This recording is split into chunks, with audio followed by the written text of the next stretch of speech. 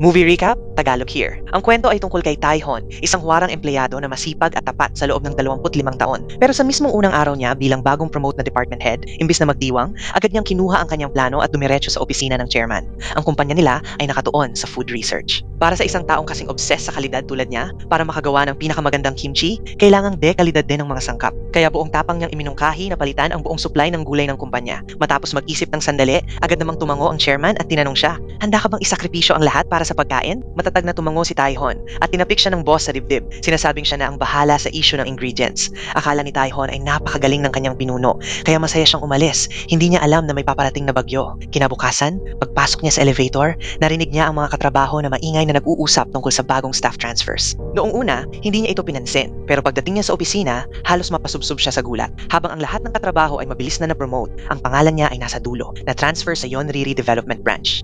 Alam ng lahat na ang Yonriri ay isang liblib at halos walang kabuhay-buhay na lugar. Dahil sa matinding pagkadismaya, dire-diretso siyang tumakbo sa meeting room para harapin ang chairman. Pagpasok niya na parang galit na galit, hindi man lang nagalit ang boss. Sa halip, ipinakilala pa siya sa lahat bilang founding hero. Kahit pa palakpakan ng paligid, diretsahan niyang ipinahayag ang sama ng loob, mas gugustuhin pa niyang mapunta sa Gyeonggi na may modernong smart farms kesa bumalik sa liblib na probinsyang walang researcher. Totoo ngang habang tumatanda, mas nagiging madiskarte ang tao. Ginamit ng chairman ang pakalma muna, pauyang mamaya na estilo. Sinasabing isa itong pambihirang pagkakataon para ipakita ang talento ni Taihon bago siya tumalikod at umalis. Naiwang tulala si Taihon. Buong araw siyang nakaupo sa mesa, nagsisimulang pagdudahan ng 25 taon niyang dedikasyon. Sa sobrang init ng ulo, magdamag siyang gumawa ng matinding resignation letter. Inihagis ito sa mesa ng chairman at buong yabang na umalis sa kumpanya. Astig na eksena sana, pero pagkapasok niya sa kotse, biglang lumamig ang ulo niya nang tumama ang realidad. May masayang pamilya si Taihon na may 3 anak. Ang mahirap, ang 2 bunso ay nag-aaral sa Toronto, Canada kasama ang kanilang ina, habang ang panganay ay nasa medical school sa Seoul. Habang tinitingnan niya ang napakahabang listahan ng tuition fees, bigla niyang na-realize ang katotohanan. Kung magre-resign siya sa trabaho, paano niya bubuhayin ang mga gastarol niyang mga anak? Sa takot na maiwang walang maaasahan ng pamilya niya, bigla siyang nagpanik, pinaikot ang sasakyan at humarurot pabalik sa kumpanya. Pero malas, pagdating niya, nakita niya mismo ang chairman na naglalakad papalapit. Wala siyang ibang nagawa kundi gamitin ang lahat ng bilis na parang atleta, umakyat mula first floor hanggang 9th floor ng hagdan para habulin at bawiin ang resignation letter bago pa ito makita ng boss. Buti na lang, naagaw niya ito sa tamang oras, hingal na hingal at basang-basa sa pawis. Pinakalma niya ang sarili at inisip na baka hindi naman ganoon kasama ang Yonriri. Kaya nag-impake siya at nagtungo roon para tingnan ang sitwasyon. Pero pagdating niya, tuluyang naglaho ang anumang pag-asa. Ang mga sirang bahay at abandonadong lupain ay halos magpaiyak sa kanya. Pinagsisisihan niya ang dalos niyang pananalita noon tungkol sa pagtatanim ng repolyo. Gayunpaman, nanaig ang matigas niyang paninindigan, wala nang atrasan. Gagawin ko ang pinakamagandang kalidad ng repolyo dito. Sa unang hakbang, kailangan muna niyang humanap ng matutuluyan. Doon, may dumating na isang pandak at medyo chubby na middle-aged na lalaki na medyo mukhang gusgusin. Siya si Juyong, ang punong nayo ng lugar. Nang marinig niyang si Taihon ay naroon para magtanim ng repolyo, tuwang-tuwa siya at ipinasyal pa ito sa buong baryo habang nagkukwento tungkol sa kasaysayan nito. Pero wala nang gana si Taihon makinig. Ang gusto lang niya ay bahay na matitirhan. Kamot ulo si Juyong at sinabing marami namang bahay, pero karamihan ay sira na at hindi na pwedeng tirhan. Matapos libutin ng buong nayon at walang magustuhan, bigla naalala ng punong nayon ng isang huling bahay. Pero may problema, nakasil ito dahil ang mga anak ng may-ari ay nasangkot sa legal na kaso. Habang nag-iikot pa sa kanayunan, nakatanggap si Taihon ng text mula sa CEO, kailangan daw niyang bumalik sa kumpanya agad-agad. Masayang lumipad pabalik ng Seoul si Taihon habang iniisip sa sarili, siguro nagbago na ang isip ng boss. Maliligtas na ako sa mahirap na lugar na yon. Pero hindi fairy tale ang buhay. Pagkikita pa lang nila, agad siyang binigla ng boss ng isang palihim na tanong, "May reklamo ka ba sa paglipat na ito?" Habang nakangiti ang boss, biglang kinabahan si Taihon. Hindi siya makapagsalita at nauwi pa sa pagsisinungaling na nakahanap na siya ng bahay sa probinsya. Talagang ibang klase ang boss, ekspertong-eksperto sa pasampal, tapos patahimikin na estilo. Dagdag pa ng boss, mahirap magpalaki ng 3 batang nag-aaral, kaya huwag kang gagawa ng kalokohan gaya ng pag-resign sa trabaho. Dahil dito, sinamantala ni Taihon ang pagkakataon at nagtanong kung pwede siyang bumalik sa headquarters kapag nakapagpalago siya ng dekalibreng repolyo. Hindi siya pinangakuan ng diretsyo ng boss, pero hindi rin siya tinanggihan. Sa halip, nagbitaw lang ito ng malabong pahiwatig na lalong nagpaalab sa determinasyon ni Taihon. Sa isip niya, magpapalago siya ng pinakamagagandang repolyo para makabalik siya sa Seoul na may karangalan. Pag-uwi niya ng gabing iyon, tahimik siyang nagluto ng instant noodles at kinain ito kasama ang kimchi, tipid na hapunan lang para makaraos. Habang tinitingnan ang larawan ng pamilya, paulit-ulit niyang sinasabi sa sarili na kailangan niyang magsikap para sa kinabukasan ng asawa at mga anak. Kinabukasan, nag-empake si Taihon at naghanda ng bumalik sa probinsya. Bago umalis, tinawagan niya ang asawa para sana magtapat ng totoo, pero nauutal siya at hindi niya masabi ng maayos. Sa sandaling pinilit niyang magsalita, "Hello? Hello? Mahina ang signal. Hindi kita marinig. Pero doon na pumasok ang pinakamalaking sakuna sa buhay niya. Paglingon niya, muntik na siyang atakihin sa puso nang makita ang asawa at mga anak na nakatayo mismo sa harap ng pinto. Bumalik ang buong pamilya mula Canada nang walang pasabi. Natulala si Taihon, parang gumuho ang mundo niya. Tinanong ng anak niya kung saan pupunta ang tatay niya na may dalang maleta, habang si Mireo naman ay nagalit ng malamang pupunta siya sa probinsya para maging magsasaka. Nagpalitan sila ng argumento at pinilit ni Taihon malaman kung bakit bigla na lang umuwi ang buong pamilya. Doon na lumabas ang katotohanan. Ang ikalawang anak ay napatalsik sa eskwela dahil nakipag-away sa isang kaklase doon. Nakakagulat, di ba? Si Jisang pala ay na-expel sa Canada dahil sa away. Nang makita ng bata na mukhang sasabog na ang ama niya sa galit, mabilis itong pumasok sa kwarto para makaiwas sa sermon. Sa gitna ng mainit na pagtatalo ng mag-asawa, tumawag ang moving company at sinabing handa na ang truck. Kaya doon na rin napilitan si Taihon, buo na ang desisyon. Lahat sila ay lilipat at titira sa kanayunan ng Yonriri. Kahit handa na siya sa isip, si Mireo ay sobrang nagulat at hindi makapagsalita. At ang mga bata naman, pagdating pa lang sa nayon, reklamo agad. Ang hina ng signal dito. Sira-sira ang mga bahay. Parang pinamumugaran ng multo, Papa. Habang hindi alam ng pamilya kung tatawa o maiinis, biglang dumating ang pinuno ng nayon na si Juyong. Tinanong agad ni Taihon kung may magarang bahay na pwedeng tirhan. Pero kamot-ulo ang pinuno at sinabing hindi pa makontak ang may-ari ng mas maayos na bahay. Kaya pansamantala ay dito muna sila sa lumang bahay. Dagdag pa niya, malapit lang to sa bukirin. Bagay na bagay sa trabaho ninyo. Walang nagawa ang pamilya kundi sumunod dahil pinipilit na rin sila ng mga taga-move at ng pinuno. Pero hindi pa rin nila inaasahan kung gaano kaluma at kalubha ang kondisyon ng bahay, alikabok, sapot ng gagamba at sira-sirang gamit na wala nang gumagana. Kahit ganoon, nag-aagawan pa rin ang dalawang bunsong anak sa mga kwarto. Samantalang si Jichon, ang panganay, ay mas mahinahon at nanatili lang sa tabi ng ina para aluin ito. Para mapakalma ang asawa,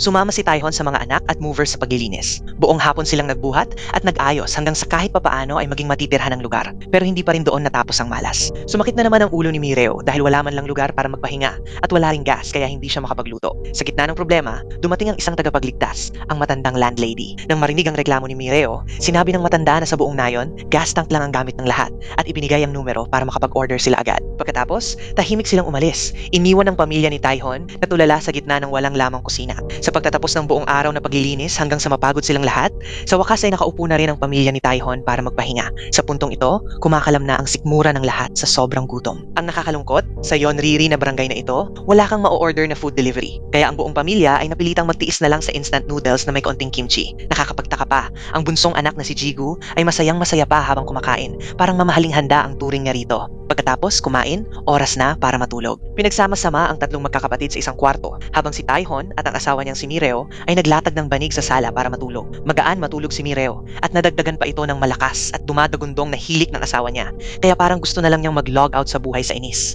Hindi rin naging mapayapa sa kwarto ng tatlong magkakapatid. Habang nag-aagawan sila sa kumot, biglang may lumabas na malaking alupihan kung saan-saan. Kaya nagtakbuhan ng tatlong magkakapatid sa takot, sumisigaw at dire-diretsong tumakbo papunta sa sala. Sa huli, wala nang magawa. Ang buong 5 miyembro ng pamilya ay napilitang magsiksikan sa gitna ng sala para matulog. Pero si Jichon na panganay ay naisip na medyo cool pala ito. Parang camping ang buong pamilya. Totoo ngang may mga benepisyo rin ng pag-alis sa lungsod at paglipat sa probinsya. Mas presko ang hangin kaya mas napapaproduce ng katawan ng melatonin. Kaya pagkatapos ng ilang minutong pagrereklamo, nakatulog agad ng mahimbing sina Mireo at ang mga bata nang hindi nila namamalayan. Habang tinitingnan ng kanyang asawa at mga anak na mahimbing ang tulog, nakaramdam si Taihon ng matinding saya at lalo pang tumibay ang determinasyon niyang magtanim ng pinakamagagandang repolyo para baguhin ang kanilang buhay. Kinabukasan ng umaga, maagang gumising si Taihon para magtrabaho. Nang magising si Mireo, napansin niyang wala rin si Jichon. Pero hindi siya nag-alala dahil alam niyang kalmado at mahinahon itong anak. Habang abala siya sa paglilinis ng bahay, biglang nagwala si pangalawang anak na si Jisang dahil nawalan ng signal ang kanyang cellphone. Sumisigaw siya at gustong umuwi sa Seoul at pati Canada ay gusto niyang balikan dahil hindi niya kayang mabuhay ng walang internet. Sa mismong sandaling iyon, may tumatawag mula sa labas ng gate. Lumabas si Mireo para pagbuksan ng pinto at nakasalubong ang dalawang babaeng mukhang fancy sa baryo. Ang isa sa kanila ay presidente ng Village Women's Association. Dumating sila para mag-anunsyo. Kung mananatili kayo rito ng higit sa 1 taon, kailangan ninyong magbayad ng membership fee at sumali agad sa asosasyon. Pero iritado na si Mireo, kaya direkta niya silang tinanggihan. Ilang araw lang kami dito, kaya hindi na kailangan. Sabay sara ng pinto at hindi na sila pinansin. Talagang ayaw ni Mireo sa mga kapitbahay na mahilig makialam sa buhay ng iba. Samantala, si Jichon ay naglalakad-lakad sa kalsada ng baryo. Humihinga siya ng preskong amoy ng damo at puno, at pati sapatos niya ay tinanggal niya para direktang madama ang lupa. Parang healing moment siya sa gitna ng magulong pamilya. Habang nag-i-enjoy, nakatanggap siya ng text mula sa kanyang ina na umuwi na para kumain. Mabilis niyang ibinaba ang sapatos para mag-reply. Pero pagyuko niya para pulutin ang sapatos, muntik pa siyang mabangga ng isang babaeng nakamotor. Agad siyang sinabihan nito na mag-ingat at huwag nakatutok palagi sa cellphone. Tumango si Jichon, pero bago pa siya makalakad ng ilang hakbang, natapilok siya sa bato sa gilid ng daan at bumagsak ng patihaya. Ang malas pa, nakita agad ang nakakahiya niyang pagkakadapa ng mga babaeng nagtatrabaho sa bukid. Dahil mukhang wala siyang ginagawa, hinatak siya ng mga babae papunta sa greenhouse para magpitas ng pipino kapalit ng bayad pagkatapos. Pero bilang isang city boy, wala siyang alam sa pagpitas kaya nangangapa siya at palihim na sumisilip sa ginagawa ng iba. Nakita niya ang isang matandang babae na sobrang bilis mamitas, kaya nilapitan niya ito para itanong ang sikreto. Sa sandaling iyon, ipinakilala siya ng matanda sa babaeng katabi. Ito yung bata mula sa pamilyang bagong lipat sa baryo. Ang babae ay si Bomi at ang bahay niya ay katabi lang ng bahay ni Jichon. Doon lang niya napagtanto na ito pala ang clumsy na lalaking muntik na niyang mabangga kanina. Dahil hirap na hirap pa rin si Jichon, tinulungan siya ni Bomi at itinuro kung paano mamitas ng tama. Magkaedad sila at magkalapit ang pwesto habang nagtatrabaho, kaya paminsan-minsan ay nagkakatitigan sila. At masasabi mong medyo flirty at hindi malinaw ang vibe sa pagitan nila. Parang anti-anting may namumuong damdamin sa hangin. Habang abala ang anak sa kung anong kilig-kilig, si Taeho naman ay nagsimula na rin sa trabaho. Pagdating niya, nahirapan siyang buksan ang lock ng pinto. Biglang may lumapit na lalaking middle-aged na balbas sarado at mukhang galit at agad nitong binuksan ang lock. Akala ni Taeho ay security guard ito kaya sinubukan niyang makipag-usap. Pero basta na lang ibinalik ng lalaki ang susi at umalis ng walang imik. Naglibot si Taeho sa opisina. Kahit luma na ang lugar, malinis naman ito at kailangan lang ng kaunting ayos. Nang buksan niya ang logbook, nagulat siya dahil ang huling empleyadong ipinadala roon ay 10 taon na ang nakalipas at puro reklamo at pagmumura ang laman ng libro. Walang maayos na trabaho. Pero iba si Taehon. Determinado siyang hindi masayang ang oras sa lugar na ito.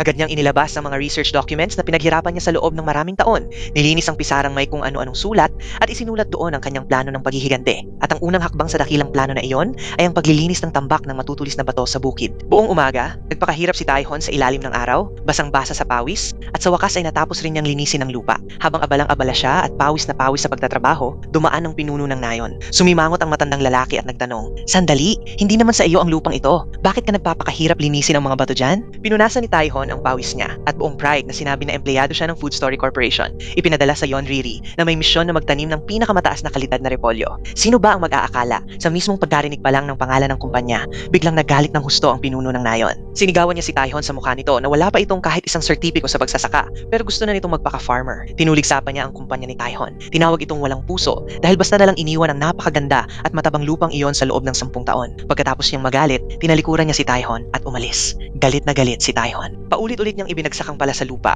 handa sanang sumagot at makipag-argumento. Tumama ang dulo ng pala sa isang nakatagong tubo ng tubig sa ilalim ng lupa, kaya biglang sumirit ang tubig diretso sa mukha niya. Nang makita iyon, napailing na lang ang pinuno ng nayon sa pagkadismaya at tuloy-tuloy na umalis. Basang-basa at mukhang gusot na gusot si Taehon nang tumunog ulit ang kanyang telepono. Ang malaking boss ang tumawag. Magiliw nitong tinanong kung kumusta ang progreso ng trabaho. Iniulat ni Taehon na maayos naman ang lahat, pero kailangan niya ng dagdag na budget ng kumpanya para makabili ng mga punla. Pagkarinig sa usapang pera, agad makumanta ng pamilyar na tugtog ang boss. "Ay nako, mahirap ngayon humingi ng dagdag na budget, pare. Pero susubukan kong i-report sa board of directors kung ano ang magiging desisyon." Bago pa makasagot si Taehon, pinutol na agad ng boss ang tawag. Napatigil si Taehon ng mga 5 segundo at wala siyang nagawa kundi lunukin ang sama ng loob. Bumalik siya at pinagpatuloy ang pag-aayos ng nasirang tubo ng tubig. Pagsapit ng gabi, malinis na ang bahay. Si Mireo ay abalang nagbabrowse sa internet para maghanap ng paaralan para sa mga bata. Ang pangalawang anak na si Jisang ay panay ang reklamo. Ang lag ng internet, "Mom, kailan ba tayo makakabalik sa Seoul?" Sumakit ang ulo ni Mireo sa kakasabi nito. Hindi pa rin nabebenta ang bahay nila sa Canada. Kapos at hirap ang kanilang pinansyal na kalagayan. Saan naman siya kukuha ng pera para makabalik sa Seoul ngayon? Habang nagsisearch, biglang natigilan si Mireo nang makita na ang high school at elementary school sa Yonriri ay nasa iisang lugar lang at 10 estudyante lang ang kabuuan. Malinaw na may problema sa kalidad ng edukasyon, pero wala siyang magawa. Kaysa wala, mas mabuti nang makapag-aral ang mga bata kahit paano. Sa sandaling iyon, pumasok si Taehon sa bahay na pagod at mabaho ang katawan. Nakasimangot si Mireo sa inis at sinigawan ng asawa na maligo agad at umalis sa kanyang paningin. Kinabukasan, minaneho ni Mireo ang kotse sa makipot na daan ng nayon para ihatid sina Jisang at Jigu sa paaralan. Nakapila ang mga guro at estudyante, pumapalakpak para salubungin ang 2 bagong estudyante. Nagbigay ng ilang paalala si Mireo at agad ding umalis.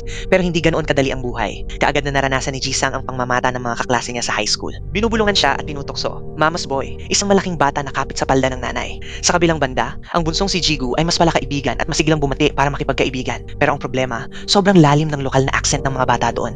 Kaya kahit nakikinig siya ng nakikinig, wala siyang maintindihan. Sa bahay naman, si Jichon, ang panganay, ay sobrang sakit din ng ulo. Napagtanto niya na sa nayon na ito, wala nang lugar para ipagpatuloy niya ang pag-aaral. Parang pag-aod laban sa agos, kapag hindi ka umabante, uurong ka. Paulit-ulit siyang tinatawagan ng kanyang niyang advisor sa paaralan para magmadali. Habang nalilito at naiipit si Jichon, pumasok si Mireo sa pinto. Nang makita niya ang anak na nakaupo sa kwarto, labis siyang naawa. Alam niyang napakahirap ng buhay doon para sa isang estudyanteng medikal, pero ni isang reklamo ay wala siyang narinig mula kay Jichon. Kung si Jichon ay stress sa pag-aaral, ang buhay naman ni Taihon sa bukid ay mas lalong impyerno ang hirap. Nagdesisyon ng pinuno ng Nayon na magpatawag ng malaking pagpupulong ng lahat ng tao sa baryo. Malakas niyang inanunsyo na may bagong taong ipinadala ang Food Story Corporation at balita raw ay muling magtatanim ito ng repolyo. Pagkatapos niyang magsalita, nagkagulo ang buong Nayon. Halos lahat ay nagreklamo at nagbubo. Sa totoo lang, walang personal na galit ang mga tao kay Taihon. Ang problema, 10 taon na ang nakalipas. Dahil lang sa kaunting maling paggamit ng pesticide sa taniman ng repolyo, biglang pinutol ng kumpanyang iyon ang lahat ng kontrata na nagdulot ng matinding paghihirap sa buong Nayon. Kaya tuwing maririnig nila ang pangalan ng kumpanya, kumukulo ang dugo ng lahat. Partikular na pinuntirya ng pinuno ng Nayon si Dongsi, ang may-ari ng nag-iisang hardware at grocery store sa Nayon. Binalaan niya ito na huwag magbebenta o tutulong kay Taihon dahil siguradong pupunta pa rin ito sa kanya para bumili ng kagamitan. At tama nga, pagpasok pa lang ni Taihon sa tindahan para magmakaawa ng tulong, nakita ni Dongsik ang kalunos-lunos na itsura niya at naawa agad siya. Hindi lang niya ibinenta ang mga gamit, kundi mabait pa niyang dinala ang mga ito gamit ang kotse papunta mismo sa bukid ni Taihon. Pero pagdating nila doon, nakita nila ang pinuno ng Nayon na nakatayo roon, matalim ang tingin at parang gusto silang butasin sa sama ng tingin. Biglang namutla si Dongsik sa takot, kaya napilitan siyang magpanggap na malamig at walang pakialam. Abala ako, kaya hindi kita matutulungan mag-install niyan. At kung gusto mong ipakita ko sa iyo kung paano ayusin yan, kailangan mo munang maglabas ng bayad sa tuition. Kaya si Taihon, wala nang nagawa, kundi maghanap ng tutorial video sa internet at mag-isang nagpakapagod sa pag-aayos nito. Mas lalo pang lumala ang sitwasyon nang pinapunta pa ng kapitan ng Nayon si Dongsik sa tabi niya at nag-set up ng sizzling barbecue grill. Sinadya pa nitong magsalita ng malakas at tumawa para inisin siya at pahirapan si Taihon habang tinutokso siya ng amoy ng inihaw. Pinilit ni Taihon na manatiling kalmado sa gitna ng gulo. Pikit mata siyang nagdasal at nagpatuloy sa pagkumpuni ng tubo ng tubig. Nang makita ni Dongsik kung gaano kaawa-awa ang matanda, naawa rin siya habang kumakain. Kaya kung anong dahilan ang ginawa niya para ilayo ang kapitan. Pero sadyang tuso ang matanda, halatang halata agad ang pakay niya. Dahil wala nang ibang magawa, umalis na lang muna si Dongsik at bumalik sa shop. Pero pagsapit ng gabi, naghintay siya ng tamang oras noong lasing na ang kapitan at agad siyang bumalik sa bukid para tulungan si Taihon. Kahit papaano, magaling talaga si Dongsik. Mabilis niyang naayos ang butas sa tubo. Ang problema lang, matagal nang sira ang linya ng tubig. Mga 10 taon na itong pinabayaan. Kaya habang tinatapal nila ang isang butas, may isa na namang sumisirit. Buti na lang at sobrang galing talaga ng may-ari ng shop. Kaya nagawa nila ito ng paraan at naayos ng maayos sa huli. Akala nila tapos na ang problema at makakapahinga na. Pero biglang dumating ang kapitan na lasing at pasuray-suray pa. Natakot si Taihon kaya dali-dali niyang itinulak si Dongsik para magtago sa shed ng bukid. Pumasok ang kapitan at sumilip-silip pa, halatang naghihinala. Buti na lang mabilis mag-isip si Dongsik at gumapang siya sa ilalim ng mesa, kaya nakaligtas sila sa huling sandali. Pagkatapos ay nagbulong-bulong lang ang kapitan bago umuwi. Kinabukasan, kinuha ulit ni Taihon ang asarol at bumalik sa bukid para magtanggal ng damo. Nakita siya ng kapitan at ngumisi, halatang may binabalak na putulin ang kabuhayan niya. Kaya hinarangan nito si Taihon para hindi makakuha ng pataba para sa sakahan. Totoo nga, pagpunta ni Taihon sa opisina ng komite para humingi ng permit ng pataba, seryoso ang mukha ng mga tauhan. Kung gusto mo ng pataba, kailangan mo muna ng pirma ng kapitan bilang approval, sabi nila. Paglabas ni Taihon, agad namang nagpadala ng lihim na mensahe ang staff sa kapitan. Kaya si matanda, parang pinapaikot-ikot lang sa wala. Talagang pinaglalaruan siya. Sa kakabalik-balik, hapon na nang makauwi siya, dala ang murang pataba at ikinalat ito sa bukid. Habang abala si Taihon sa trabaho, nakaupo lang at nanonood ang mga tauhan ng kapitan na parang nanonood ng palabas. Naawa ang may-ari ng bahay at sana'y bibigyan siya ng kamote. Pero tinitigan siya ng masama ng kapitan kaya napaatras na lang siya. Malakas pa nitong sinabi na wala naman daw siyang personal na galit.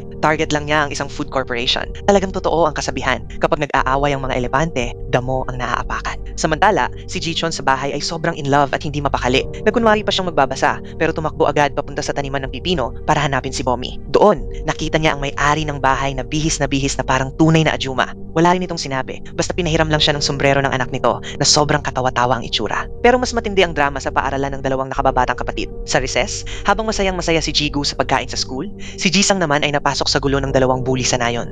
Akala nila, spoiled rich kid lang siya na galing Canada at hindi marunong lumaban. Kaya inatake nila siya at sinira pa ang mamahaling headphones niya. Galit na galit si Jisang at handa na sana lumaban. Pero dinaya siya ng mga kalaban at natumba siya ng patihaya. Sa gitna ng gulo, dumating si Bomi na siyang namamahala sa kantina at agad na inawat ang sitwasyon. Nang makita niyang inaayos lang ni Jisang ang headphones niya na parang walang nangyari, nagpakita rin siya ng malasakit at naghanda pa ng hiwalay na pagkain para sa kanya. Pero dahil sa inis, wala pa rin siyang ganang kumain. Kabaliktaran naman si Jigu, ang bunso na sobrang saya habang kumakain, mabilis na naka-adapt sa bagong lugar na parang ipo-ipo. Pagkatapos ng trabaho, magkasamang naglinis si Bomi at ang may may-ari ng bahay. Pinayuhan ng matanda si Bomi na umuwi ng maaga at gawin ang mga bagay na gusto niya. Mukhang hindi lang siya maganda, kundi masipag at mahal din ng lahat. Samantalang si Taihon ay patuloy na nagpapakahirap sa bukid. Sa kabilang banda, dumaan naman ng pulis na si Park sa coffee shop ng presidente. Hindi lang siya matangkad at gwapo, kundi responsable rin, kaya paborito siya ng buong nayon. Pag alis niya sa shop, dumiretso siya sa gate ng paaralan para mag-ayos ng trapiko. Pero iyon ay palusot lang. Sa totoo lang, si Park ay nagkakampo roon sa paghihintay. Matapos magtrabaho si Bomi, magkaibigan sila mula pagkabata.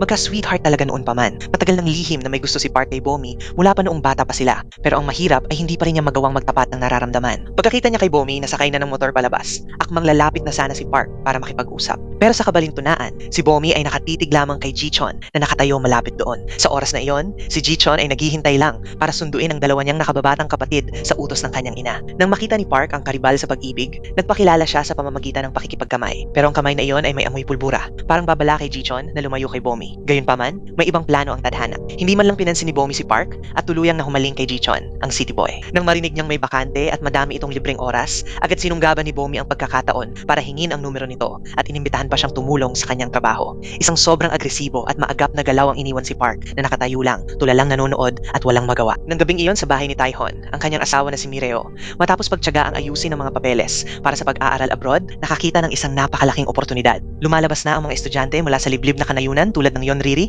ay nakakakuha ng napakataas na bonus score para sa admission sa kolehiyo. Isa itong gintong pagkakataon para sa pangalawang anak na si Jisang na makapasok sa kolehiyo dahil sa kasalukuyan niyang marka ay halos wala ng pag-asa. Nang makita ng asawa niyang nagbago ang isip at gustong manatili, sinamantala ni Taihon ang pagkakataon para imungkahi na ibenta na agad ang mamahaling kotse at palitan ito ng espesyal na truck pang sakahan para mas mapadali ang trabaho. Akala niya ay mapapagalitan siya ng asawa. Pero sino ang mag-aakala na agad itong pumayag si Mireo at buong sigla pa siyang sumuporta na halos mapaiyak sa tuwa si Taihon. Kinabukasan, palihim na lumabas si Taihon para makipagkita sa kaibigan niyang si Dongsik upang kunin ang listahan ng mga maaasahang second-hand car dealers. Napaka-thoughtful pa ni Dongsik dahil naghanda pa siya ng isang tray ng mga punla para kay Taihon. Pero dahil natatakot pa rin siya sa punong nayon, hindi siya naglakas loob pumasok o tumulong sa pag-install at iniabot lang ang mga gamit. Sa huli, nang magdesisyon na silang magseryoso, mabilis na ibinenta ni Taihon ang mamahaling kotse at pinalitan ito ng espesyal na pickup truck. Totoo nga, sa bagong kapaligiran, kailangan sumunod sa paraan ng lugar. Sa pagsasaka, kailangan talaga ng maayos na sasakyang panghakot. Maagang kinabukasan, ipinakita niya ang kanyang engineering skills at pinanood ang tutorial video ni Dongsik para siya mismo ang gumawa ng nursery. Natural na matalino si Taihon, kaya mabilis niya itong natapos. Itinanim ang mga binhi at naghintay ng anihan.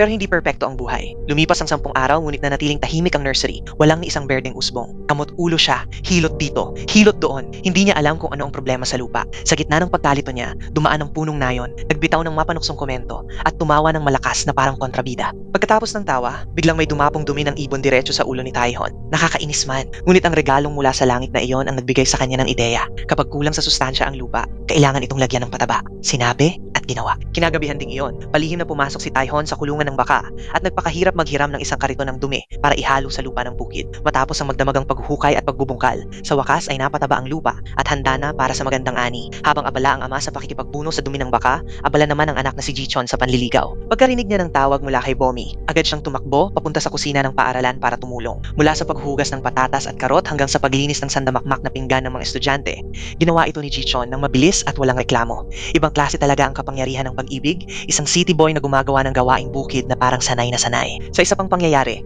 ang asawa na si Mireo ay pumasok na rin sa diplomatikong laban. Para mapayapang makapag-aral si Jisang at makuha ang bonus points, kailangan niyang makuha ang loob ng presidente ng Women's Association. Matagal itong pinag-usapan ng mag-asawa. Ang asawa ay nakikipag-ugnayan sa kapitan ng barangay, habang ang misis naman ay sa presidente. Si Mireo ay nag-ayos ng todo, nagbihis ng sobrang formal, huminga ng malalim, at pumasok sa coffee shop ng presidente. Kahit pa nagkaroon ng hindi maganda at tensyonadong banggaan ang dalawang panig noon, para sa kinabukasan ng kanyang anak, isinantabi ni Mireo ang kanyang pride at pinilit ngumiti ng pilit, todo puri sa magandang kafe at masarap na kape. Ang mahirap, na natiling malamig at masungit ang mukha ng presidente, parang walang pakialam sa kanya. Habang nasa loob ng coffee shop, aksidenteng nakita ni Mireo ang isang lumang litrato. Napaatras siya sa gulat nang malaman niyang mag-asawa pala ang presidente at ang kapitan ng barangay. At ang magandang si Bomi ay mismong kanilang mahal na anak. Napakaliit nga talaga ng mundo. Kaya daling binago ni Mireo ang tono niya at walang pigil na pinuri si Bomi. Pero nanatiling yelo ang ugali ng presidente. Lumingon pa ito at parang may pinatatamaan. Tinanong kung bakit ang panganay na anak na si Jichon ay puro pasyal lang at walang ginagawa buong araw. Napakabigat sa dibdib ni Mireo ang narinig niya. Pero pinigil pa rin niya ang galit at ipinaliwanag na ang anak niya ay isang medical student na umuwi sa probinsya para magpahinga at mag-recover sa stress. Sa gitna ng sobrang tensyon na parang pinipitik na kwerdas ng piano, dumating ang grupo ng mga kababaihan ng barangay. Sinamantala ni Mireo ang pagkakataon at naghangad na sumali sa Women's Association para mas mapalapit. Pero hinarangan siya ng presidente sa lahat ng paraan. Sa sobrang bigat ng pressure mula sa lahat ng panig, bigla na lang siyang nawala ng malay. Nagulantang ang buong grupo at may mga tumawag pa ng 911. May naghalungkat ng bag para humanap ng gamot. Habang ang asawang si Taihon ay abalang-abala sa bukid at walang kamalay-malay sa nangyayari, ibang kwento naman ng anak nilang si Jisang. Habang nagbabrowse sa internet sa bahay, bigla siyang nakakita ng larawan ng kanyang girlfriend kasama ang isang lalaking banyaga. Umiinit ang selos niya, parang tumubo ang sungay sa sobrang galit. Agad niyang kinuha ang kanyang passport at isinama ang bunsong si Jigu at nagpa siyang tumakas pabalik ng Canada para hulihin sila. Sa oras na iyon, tuwang-tuwa si Taihon sa bukid nang makita niyang tumutubo na ang unang usbong ng repolyo matapos lagyan ng dumi ng baka noong gabi. Pero sandali lang ang saya niya. Pagkagising ni Mireo, dinala siya pa uwi ng presidente. Pagpasok nila sa bahay, halos sabay-sabay silang natulala, parang ninakawan ang buong lugar. Magulo ang gamit, kalat-kalat ang mga bagay, at baliktad ang mga maleta. Kinabahan si Mireo at agad tinignan ang ginto at alahas, pero nandun pa rin ang lahat. Doon niya biglang na-realize, ay mali, hindi pala pera ang nawala. Mga anak natin ang nawala. Samantala, nasa terminal na ng bus sina Jisang at Jigu. Dahil walang direktang bus papuntang Incheon Airport, napilitan silang sumakay ng bus papuntang Daegu. Pagkasakay, biglang naalala ni Jisang na naiwan niya ang mamahalin niyang headphones sa waiting area. Sinabi niya sa kapatid na maghintay lang at tatakbo siya pabalik para kunin yon. Pero pagbalik niya, wala na ang bus. Umalis na ito kasama ang bunso niyang kapatid. Natigilan si Jisang, parang na-freeze ang mundo niya. Panik na panik siya dahil nawala ang kapatid niya. Sa oras na yon, tumawag si Mireo kay Jichon at sinabing pumunta agad sa bukid para hanapin ang kanilang ama. Si Taihon, habang tuwang-tuwang ipinapakita ang tumutubong repolyo, ay para siyang binagsakan ng kidlat nang marinig na nawawala ang mga bata. Ang totoo, 5 minuto bago iyon, bumaba pala si Jigu sa bus dahil nag-alala siya sa kakahintay sa kapatid niya. Sa pagmamadali, nakalimutan din niya ang kanyang bag sa bus. Kaya ang dalawang magkapatid ay nagkasalubong lang pala sa terminal nang hindi man lang nagkakilala. Si Jisang ay tarantang-taranta, tumakbo sa ticket counter para pakiusapan ng staff na tawagan ng driver. Doon niya nalaman na bumaba na pala ang kapatid niya kanina.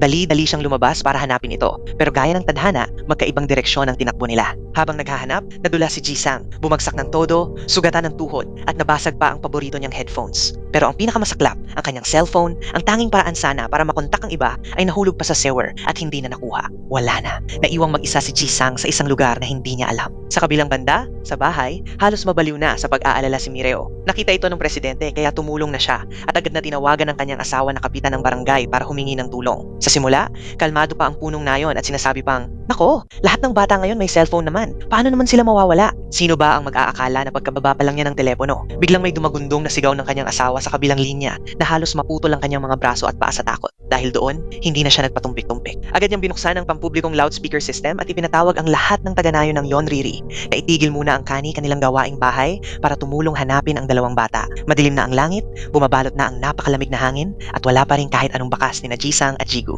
Sa village hall naman, maliwanag na maliwanag ang ilaw pero napakabigat ng atmosphere. Parang maririnig mo ang pagbagsak ng karayom sa sobrang tahimik at tensyonado. Halos ma-breakdown na si Mama Mireo sa pag-aalala. Sa gitna ng kaguluhan, kinailangan siyang pakalmahin ng presidente para matanong kung may kakaiba bang kinikilos ang dalawang bata nitong mga nakaraang araw. Sa puntong iyon, tuluyang nanghina si Mireo nang malaman niyang parang may pakpak na ang dalawang passport sa kabinet at bigla na lang nawala. Lumalabas na planado pala ng dalawang pasaway na bata na gumawa ng malaking hakbang. Tangka nilang tumakas papuntang Toronto. Eksaktong sa sandaling iyon, dumating si Dongsik na may dalang balita. May nakakita raw sa dalawang bata na tumatakbo papunta sa bahagi ng kamalig ng mga alagang hayop. Hindi na nag-isip pa si Taihon kasing bilis ng hangin siyang tumakbo roon. Pero pagdating niya, wala siyang nakita kundi kawalan. Wala kahit anino ng kahit isang bata. Buti na lang at dumating ang pulis sa tamang oras. Sa pag-check ng CCTV at pakikipanayam sa mga nakasaksi, nakumpirma nilang pumunta ang dalawang bata sa bus station. May dagdag pang impormasyon ng mga staff doon. Bumili raw ng tiket papuntang Daegu si Jigu, pero sa huli ay hindi sila sumakay. Nag-backout silang dalawa at hindi na sumakay ng bus, kaya muling nabalot ng misteryo kung saan sila nagtungo. Pero dahil alam na ang direksyon, nakahinga ng kaunti ang punong nayon at agad inutusan si Taihon na magmaneho papuntang bayan dahil malaki ang posibilidad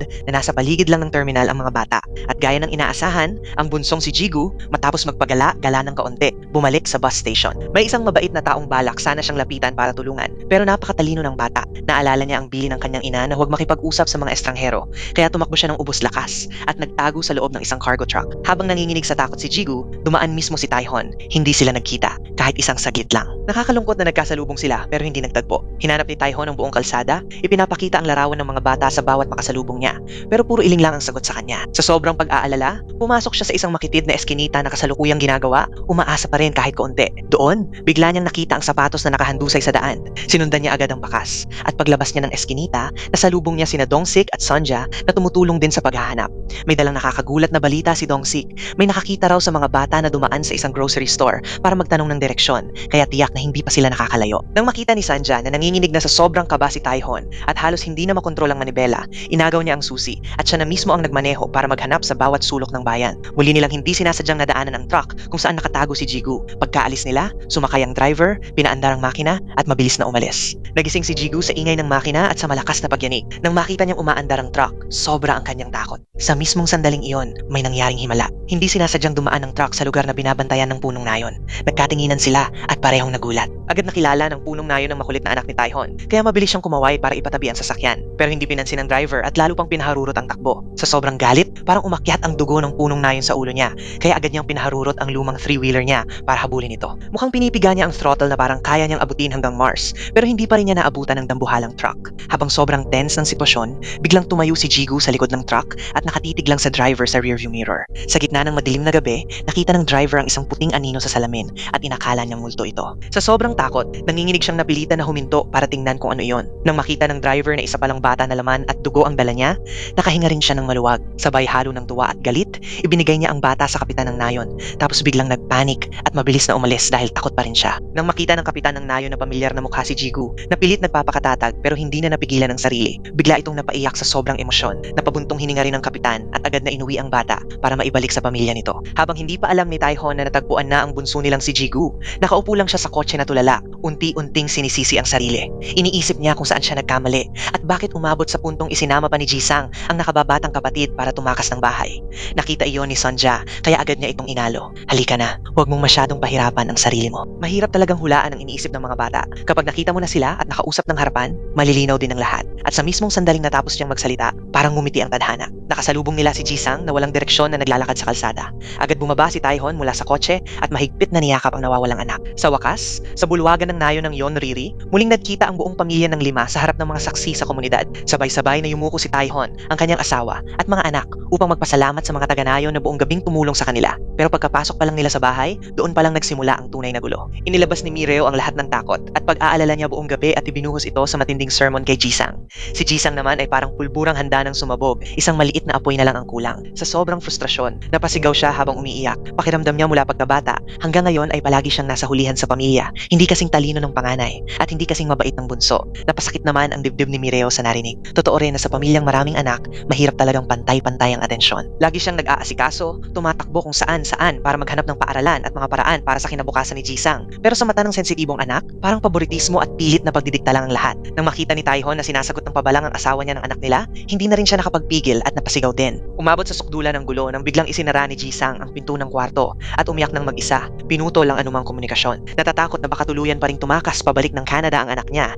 Kinagabihan ay ginawa ni Taihon ang huling barahan niya. Kumuha siya ng karayom at sinulid at maingat na tinahi ang passport ni Jisang. Sa loob mismo ng unan niya, itinago ito ng mabuti sa palaman. Habang magulo at tensyonado ang buong bahay, si Jichon naman, ang panganay, ay lumapit kay Jisang. Pero imbis na sermonan o sigawan, nagbukas siya ng mga bagay na hindi pa niya kailanman nasasabi. Lumalabas na mula pagkabata, siya ang perpektong anak na laging maayos at magaganda ang marka, kaya hindi niya talaga alam kung ano ang pakiramdam ng magrebelde. Nang makita niya si Jisang na kayang ipakita ang tunay niyang emosyon at gawin ang gusto niya, lihim niyang hinangaan ang tapang ng kapatid niya. Totoo nga, bawat pamilya ay may sariling problema at tanging ang mga nasa loob lang nito ang nakakaintindi kung gaano kahirap maibit sa isang kahon. Habang nag-uusap ng puso sa puso ang dalawang magkapatid sa ilalim ng liwanag ng buwan, si Taihon naman ay biglang bumulusok sa isang bangungot. Sa panaginip niya, tinalikuran siya ng buong pamilya at sinisisi siya bilang workaholic na pabaya sa asawa at mga anak. Maging si Jigu ay humihingi pa ng bagong tatay. Nagising si Taihon na hingal, paulit-ulit pa ring binabanggit na kailangan daw niya ng repolyo para patunayan ang sarili niya. Nakita ito ni Mireo at agad lumapit upang tingnan ang kalagayan ng asawa, pero natigilan siya nang mapansing mataas ang lagnat nito. Parang nag-aapoy ang katawan. Talagang kapag umuulan, bumabaha, matapos ang gulo ng mga bata, sumunod naman ang problema sa kalusugan. Sa maliit na nayon ng Yonriri, kahit ano ay pwedeng maging usap-usapan. Kumalat na ang kwento tungkol sa pagkawala ng magkapatid na Jisang sa buong lugar. Nagkukumpulan ng mga kapitbahay na babae para magtsismisan ng dumaan si Mireo at ikinagulat nila ang magalang niyang pagbati. Kahit nag-aalala siya sa asawa dahil paulit-ulit na binabanggit ni Taihon ng repolyo habang nilalagnat, napilitan siyang pumunta sa bukid para tingnan ito. Pagdating niya sa taniman, napasinghap siya sa gulat.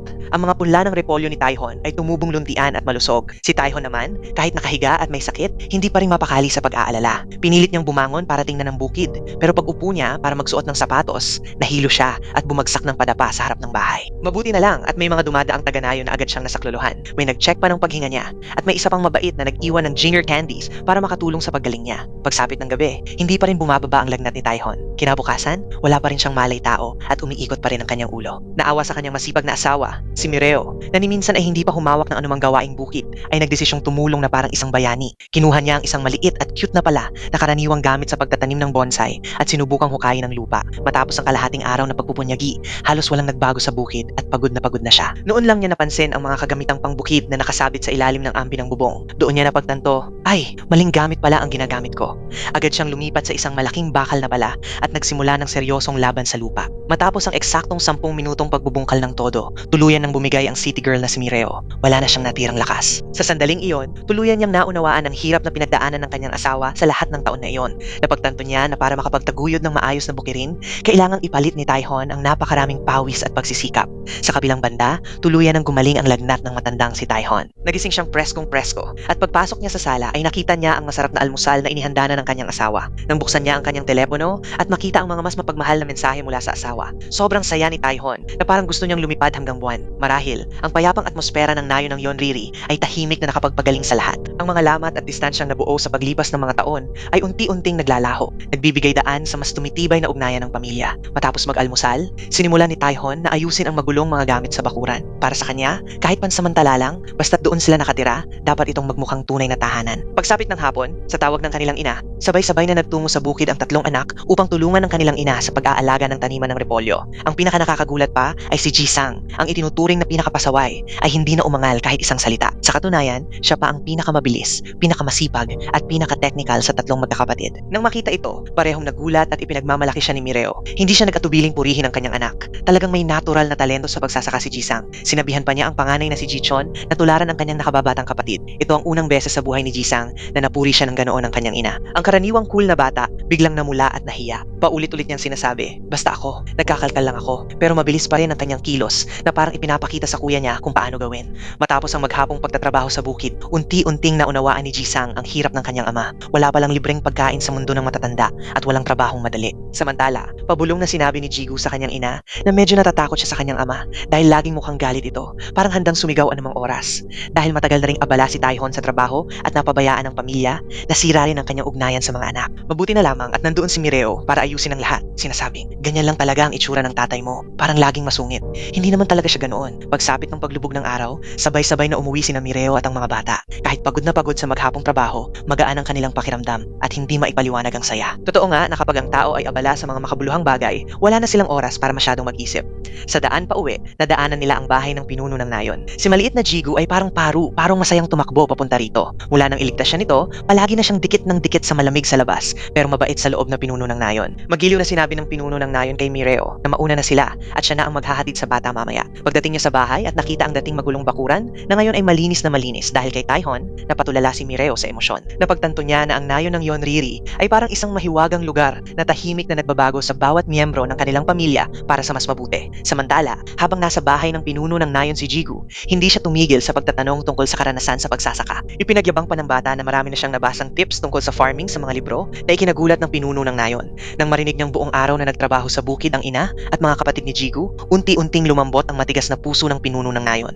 Nang makita niya ang pamilya ni Taihon, para bang nag-iba ang pananaw niya sa kanila. Kaya pagkatapos ng hapunan, nagpasya siyang pumunta sa bukid para bigyan si Taihon ng ilang payo. Pero pagdating niya at nakita ang baguhang naguhukay na parang nagmamadali para kina Mireo at sa mga bata, halos sumabog sa inis ang pinuno ng Nayon. Umungol siya, kung ganyan kayo magtanim, akala niyo ba tumutubo ang repolyo sa puro pangarap lang? Habang nagrereklamo, kusa na niyang kinuha ang mga gamit sa bukid at inayos ang buong taniman ng tama. Kinabukasan ng umaga, pagdating pa lang ni Taihon at ng asawa niya sa bukid, natigilan sila ng ilang segundo. Ang magulong taniman kahapon ay biglang naging tuwid at maayos ang mga linya. Mukhang perpekto ang ayos, kaya hindi na nagduda ang mag-asawa at agad nilang ibinigay ang buong kredito sa dalawang anak nilang sina Jichon at Jisang. Sobrang proud si Taihon. Talagang tulad ng ama, ganoon din ang mga anak, mga henyo sa pagsasaka. Ang hindi nila alam, ang buong magdamag na tumulong ay ang pinuno ng Nayon. Matulis ang tila, pero napakabuti ng puso. Nang makita niyang mabilis tumubo ang mga punla ng repolyo, masayang ngumiti si Mireo, pakiramdam niya ay magiging napakaganda ng ani. Matapos inspeksyonin ang bukid, dumaan ang mag-asawa sa paaralan para tingnan ang pag-aaral ng mga bata.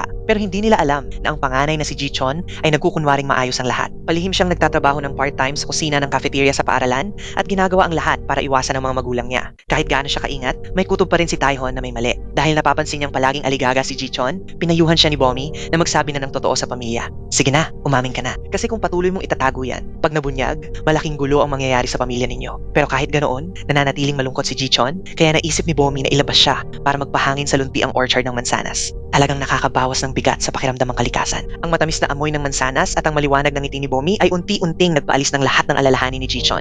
Isang payapang pakiramdam na matagal na niyang hindi nararamdaman ang muling bumalik sa kanya. At nangyari ang hindi inaasahan, sa ilalim ng puno ng mansanas na puno ng romantikong ambience, hinalikan ni Jichon si Bomi. Opisyal siyang nahulog sa pag-ibig at habang pauwi siya ay parang lumulutang sa hangin ang pakiramdam niya. Pero pagkapasok niya sa bakuran, nandoon na si Taihon na seryoso ang mukha. Tinitigan niya ang anak na puno ng putik ang damit at agad siyang tinanong, "Nag-aaral ka ba o naghuhukay ng lupa at ganyan ka kadungis?" Si Jichon ay kilala bilang perpektong anak, honor student mula pagkabata at ipinagmamalaki ng pamilya. Pero bigla, sa hindi malamang dahilan, gusto niyang tumigil sa pag-aaral ng medisina sa pinakahuling sandali. Ayaw ni Taihon na sayangin niya ang kinabukasan niya, kaya pinipilit niya ito at nagbanta pa na kung hindi babalik si Jichon sa eskwela kinabukasan, sasabihin niya ang lahat sa ina nito. Hindi inaasahan, biglang binitawan ni Jichon ang isang pahayag na nagpahinto kay Taihon ng 5 segundo. "May napatay ako." Lumalabas na noong unang internship niya habang nasa operasyon. Nakaranas si Jichon ng matinding psychological shock. Habang patuloy na bumabagsak ang blood pressure ng pasyente, inutusan siya ng doktor na mag-CPR. Pero dahil sa sobrang takot at pressure, natulala siya, hindi makagalaw at nawalan ng malay sa loob ng operating room. Mula noon, napuno siya ng matinding guilt at pagdududa sa sarili. Naniniwala siyang hindi siya karapat, dapat maging doktor. Kaya tahimik siyang nag-withdraw at bumalik sa probinsya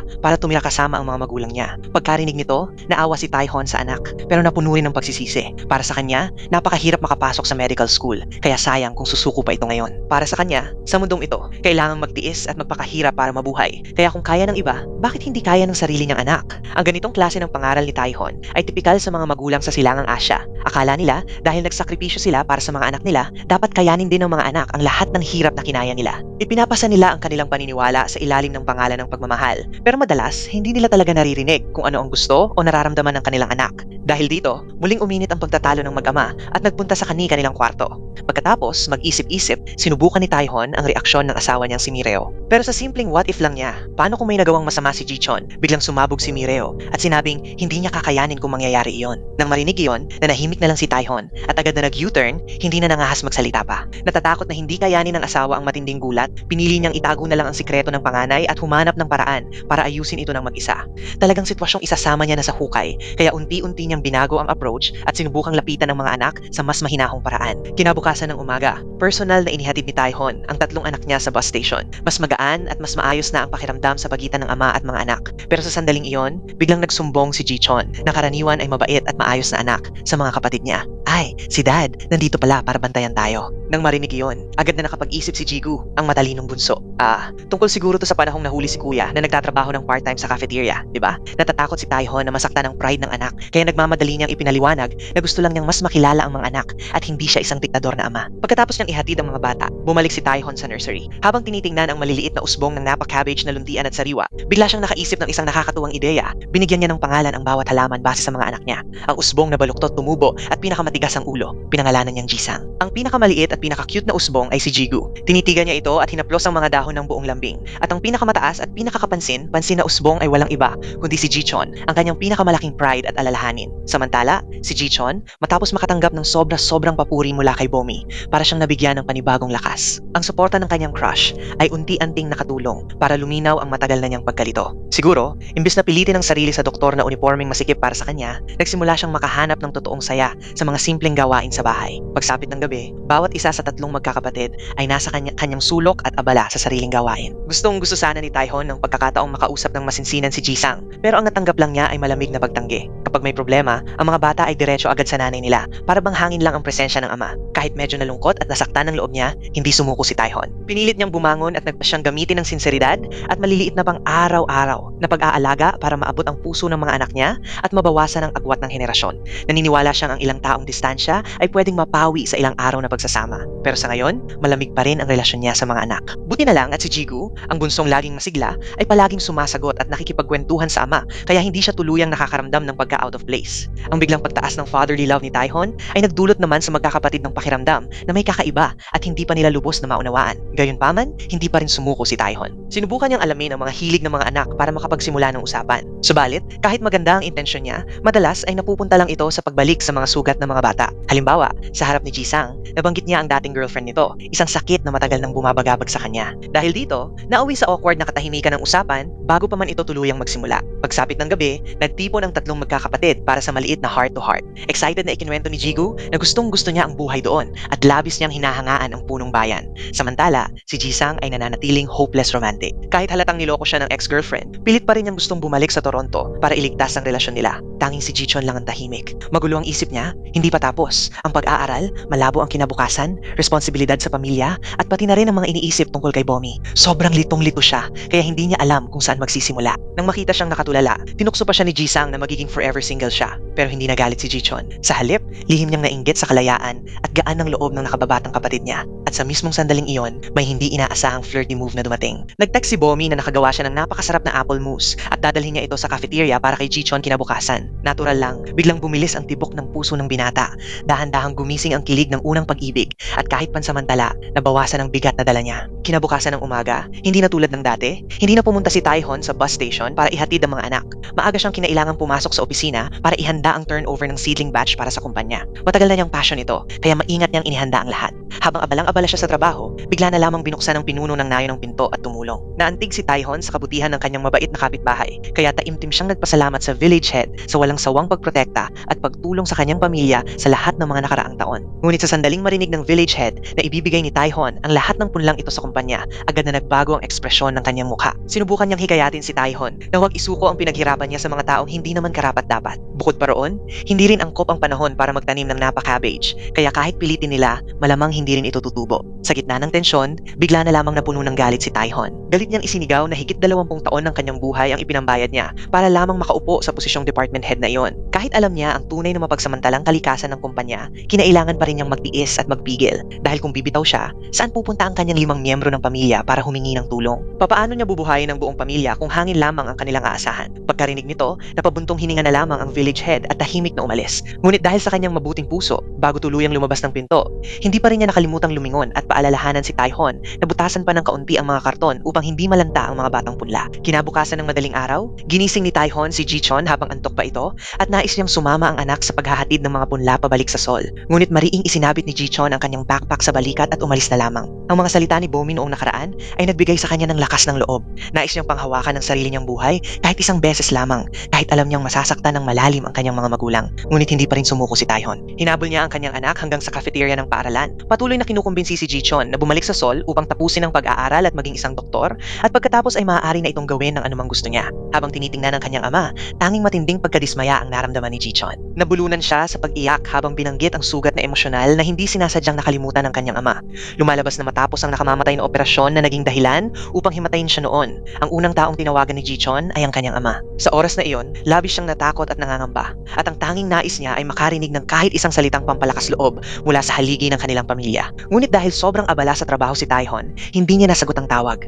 At sa buong araw na iyon, wala rin kahit isang balik na tawag o mensaheng kumustahan. Ang masakit pa, sa kasalukuyan ay hindi na rin matandaan ni Taihon na nangyari iyon. Sa luha at bait, sinisi ni Jichon ang kanyang ama sa pagiging laging umiwas sa responsibilidad sa pamilya, iniiwan ang lahat ng pagpapalaki sa kanyang ina, at hindi kailanman napagtanto kung gaano kalalim ang sugat na dulot ng kakulangan ng presensya at init ng isang ama sa kanyang paglaki. Ang kanyang masakit na pag-amin ay parang mga punyal na tumatarak sa puso ni Taihon. Sa kanyang pagkamulat sa sugat na hindi niya sinasadyang nilikha sa anak, tumigil siya sa pagpupumilit at tahimik na dinala na lamang ang mga punla pabalik sa Seoul mag-isa. Upang paghandaan ng mahalagang araw, nagsuot si Taihon ng kanyang pinakamahusay na suit at buong pagmamalaking itinulak ang mga kahon ng punla, bunga ng kanyang matagal at masipag na trabaho, papasok sa lobby ng kumpanya. Ngunit ang sumalubong sa kanya ay hindi mainit na pagtanggap, kundi malamig na tingin at bulungan ng kanyang mga dating katrabaho. Mas masakit pa, na-deactivate ang kanyang employee ID, kaya hindi na siya makapasok sa main door. Matapos ang ilang nakakainis na security checks, sa wakas ay nakaharap ni Taihon ang direktor, ang taong nagpalayo sa kanya sa liblib na probinsya. Habang masiglang ipinapakilala ni Taihon ang bagong uri ng napa cabbage, hindi man lamang siya pinakinggan ng direktor dahil ang paglilipat pala sa kanya ay isang patibong lamang lamang para mapilit siyang magpasa ng resignation. Upang durugin ang kanyang pag-asa, basta na lamang nitong itinumba ang mga paso ng punla sa harap mismo ng kanyang gulat na mukha. Paglabas niya, ang dating niyang opisina ay naging imbakan na lamang ng mga lumang kalat. Isang dating katunggaling empleyado pa ang sadyang ng asar, sinabihan ng bagong empleyado na kumuha ng wet wipes at linisin agad ang sahig na parang dumi mula sa kanyang kariton. Nagmamadaling paalis si Taihon nang hilahin siya sa isang sulok ng isang dating tauhan. Bulong nito sa kanya na naghahanda ang senior management para sa isang bagong proyekto at malamang ay papatayin ang Cabbage Research Project. Pagkarinig nito, parang umiikot ang ulo ni Taihon at hindi niya maintindihan. Malinaw na bago siya umalis, mismong CEO pa ang nagsabi na napakahalaga ng proyektong iyon at siyang magdedetermina ng kinabukasan ng kumpanya.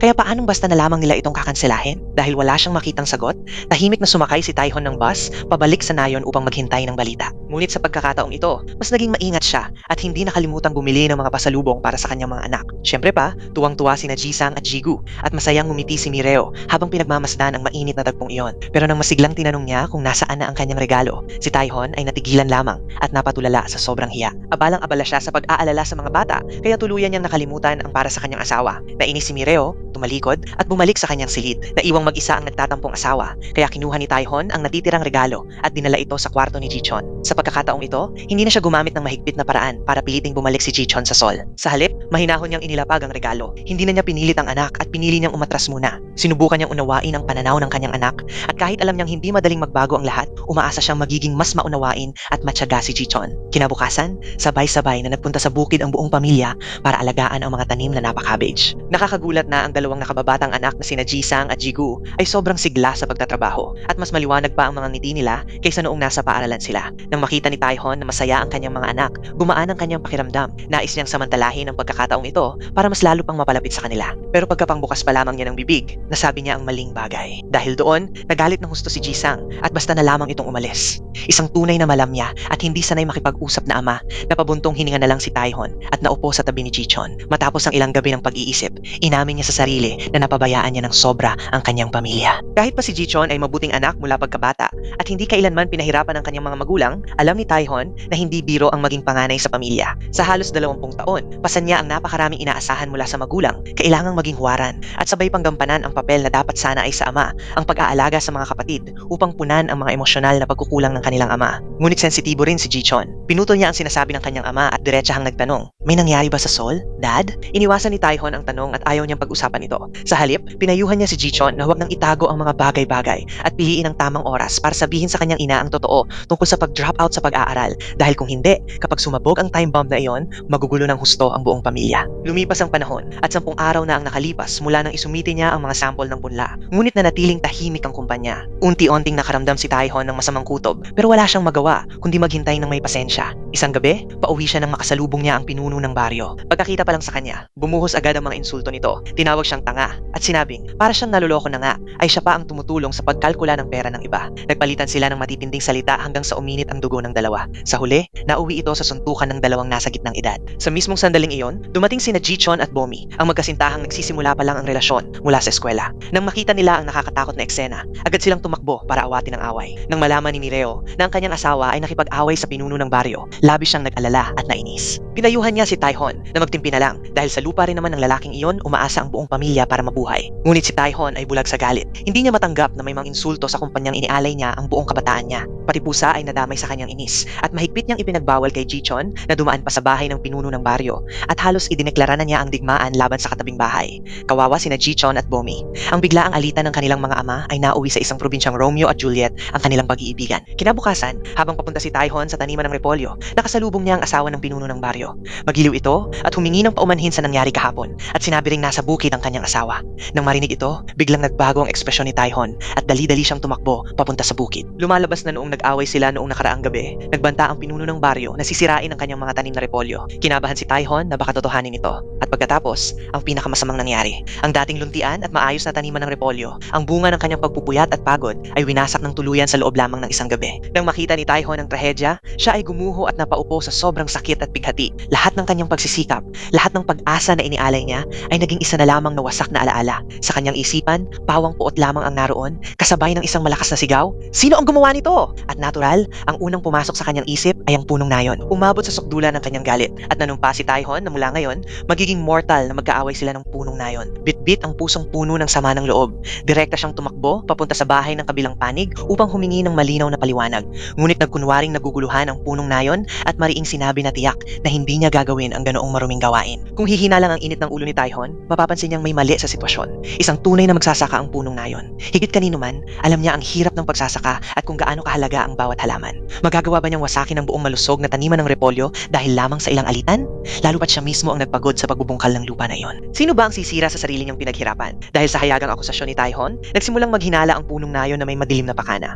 Inisip niyang baka isa na namang maruming pakulo ito ng Every Story Company na sinisisi ang mga taga-nayon para mapilit silang magbayad muli sa kontrata. Nang marinig ito ni Taihon, lalo siyang sumabog sa galit. Sumigaw siya na kung sa tingin ng punong nayon ay naaagrabyado siya. Magdemanda na lang ito. Huwag nang hilahin pa ang mga lumang issue para guluhin ang isang inosenteng tao tulad niya. Maging ang asawa ni Taihon na si Mireo ay tumayo upang ipagtanggol ang kanyang asawa at sinisi ang punong nayon sa pananakit sa kanyang pamilya. Hindi rin nagpahuli ang asawa ng punong nayon. Nagwala rin ito at sumigaw ng todo at nauwi sa nakakatakot na palitan ng sigawan ang pagitan ng dalawang pamilya. Sa huli, kinailangan pang mamagitan ng mga bata bago pansamantalang nagkaroon ng tigil putukan. Ngunit hindi pa rin mapakalma si Taihon. Buong tapang niyang sinabi na hahanapan niya ng ebidensya upang dalhin sa korte ang punong nayon. Hawak ang larawan ng kahina, hinalang bakas ng paa sa pinangyarihan. Nagmadali siyang pumunta sa istasyon ng pulis upang i-report ang krimen. Ngunit binuhusan siya ng malamig na tubig ng mga pulis nang sabihin nilang napakalayo ng kanyang palagay. Na base lang sa malabong litrato ay agad niyang sasabihing bakas iyon ng punong nayon. Bumigat ang pakiramdam ni Taihon at napuno siya ng pait at kawalang kaya. Sa isip niya, kinukonsinti ng pulisya ang kanilang kababayan at inaapi ang bagong dating na tulad niya. Hindi siya sumuko at iginiit na suriin ang mga CCTV sa kahabaan ng kalsada. Ngunit malas niya, masamang balita ang ibinigay ng pulis. Ang buong sistema ng kamera sa lugar ay pribadong pag-aari ng punong nayon. Isang napakahirap na sitwasyon. Para makita ang mga kuha, kailangan ng pahintulot ng may-ari at ang may-ari ay walang iba kundi ang kanyang mortal na kaaway, ang punong nayon. Sa gitna ng matinding galit, tinawag ng punong nayon si Taihon na baliw sa mismong harapan niya. Sinabing abala siya sa anihan at wala siyang oras sa mga batang kalokohan. Sinadya pa nitong ilagay sa speaker para marinig ng pulis at saka sinabihan si Taihon na kumain na lang ng ramen para magising at tigilan ang pangangarap sa gitna ng araw. Dahil sa tahasang pagtanggi ng punong nayon na ipakita ang CCTV, lalo pang napatibay kay Taihon ang paniniwalang ito nga ay may kasalanan. Ngunit ang katotohanan ay kabaligtaran nito. Sa kabilang dako, lihim ding tinitingnan ng punong nayon ang mga bakas ng paa sa bukid.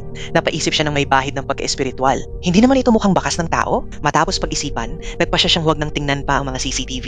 Mas pinili niyang magtiwala sa kabutihan ng kanyang mga taga-nayon. Tiyak na hindi sila gagawa ng ganoong kalokohan. Baka isang ligaw na baboy ramulang mula sa bundok ang pababa at nagkakalat doon. Samantala, nang makabalik si Taihon sa opisina at kumalma ng kaunti, ginamit niya ang kanyang detective brain. Bigla niyang napagtanto na may isang mahalagang bagay siyang nakaligtaan. Lahat sa nayong ito ay galit sa Every Story Company, kaya maaring kahit sino ang may gawa, hindi lang ang punong nayon. Isa-isa niyang inisip ang bawat tao, ngunit lahat ay mukhang mababait at payapa, hindi mukhang may kakayahang manira ng pananim. Sa huli, nakabuo siya ng nakakabaliw na teorya. Paano kung buong nayon ang nagkaisa para gawin ito? Para makaganti at mailabas ang sama ng loob. Nagdesisyon si Taihon na gumawa ng mata sa mata na plano. Sa kalagitnaan ng gabi, habang mahimbing na natutulog ang buong nayon, nagbalat kayo siya gamit ang itim na tela at gumapang papasok sa taniman ng repolyo ng punong nayon na parang ninja. Balak niyang bunutin ang mga ito bilang ganti, ngunit sa sandaling mahila niya ang isang repolyo, natigilan siya ng 5 segundo. Tinitigan niya ito sa kanyang kamay at halos hindi siya makapaniwala. Pareho lamang ang lupa at pareho rin ang tubig mula sa maliit na batis sa malapit. Kung gayon, bakit ang repolyo ng punong nayon ay malalaki, bilog, luntian at punong-puno ng buhay, samantalang ang sa kanya ay maliliit at lantang-lanta na parang mamamatay na?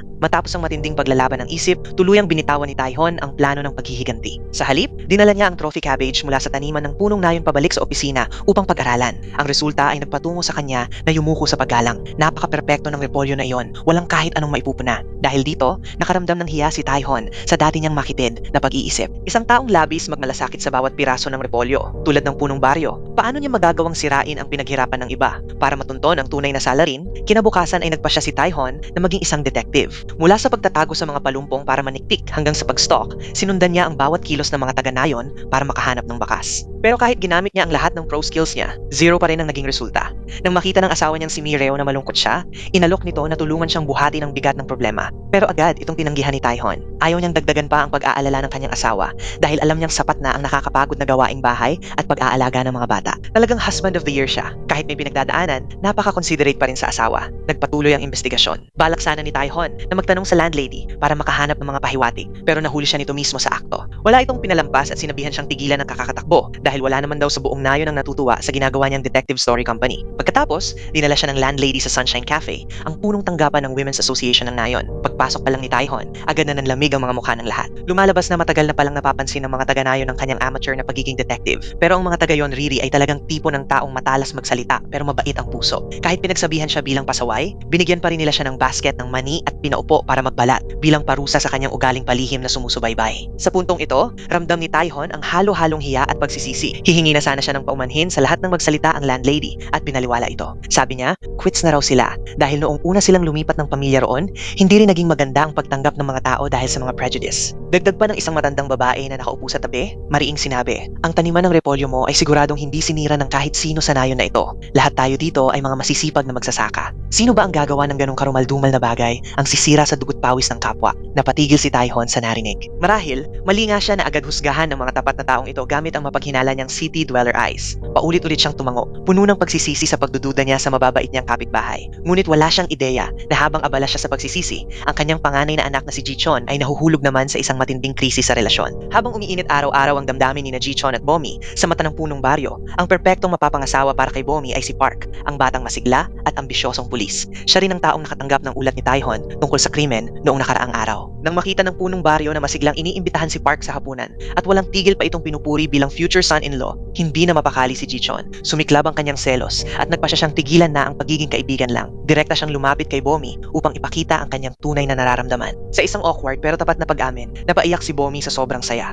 Matagal na pala niyang hinihintay ang sandaling iyon. Ngunit hindi sinasadyang nakita ni Park ang mahigpit na yakapan nilang dalawa. Kahit nawasak ang kanyang damdamin, pinili ng disenteng pulis na umatras ng tahimik at bigyang daan ang masayang relasyon ng dalawa. Mula ng gabing iyon, opisyal lang naging magkasintahan sina Jichon at Bomi. Si Bomi ay parang munting sikat ng araw. Sa kanyang pagiging positibo, pinapalakas niya si Jichon at binibigyan ng lakas ng loob na harapin ang kanyang problema sa pag-drop sa pag-aaral kahit alam niyang mabibigo ang kanyang ina. Sa ibang pangyayari, biglang nakatanggap si Taihon ng tawag mula sa dati niyang subordinate. Nagbigay ito ng nakakagulat na balita. Ang Every Story Company ay hindi kailanman nagpadala ng kahit sinong opisyal na manager sa Yonriri. Natigilan si Taihon. Kung gayon, sino ang lalaking nagpapakilalang manager na nakilala niya noong unang araw niya sa trabaho? Ano ang tunay na pagkatao ng taong palaging nag-uudyok sa kanya na magpasa ng seedling samples agad? Nagbabala ang dating subordinate ni Taihon na mag-ingat siya dahil malamang ay tauhan iyon na ipinadala ng direktor para sabotahehin ang kanyang trabaho, lalo na't kitang-kita ang intensyon ng direktor na pabagsakin siya. Sa puntong iyon, tuluyang nagliwanag ang isip ni Taihon. Mariin niyang sinabi na ang tunay na salarin sa pagkasira ng taniman ng repolyo ay walang iba kundi ang peking manager na iyon. Pero talagang ganito ba kalalim ang naging pakikialam ng direktor sa Sol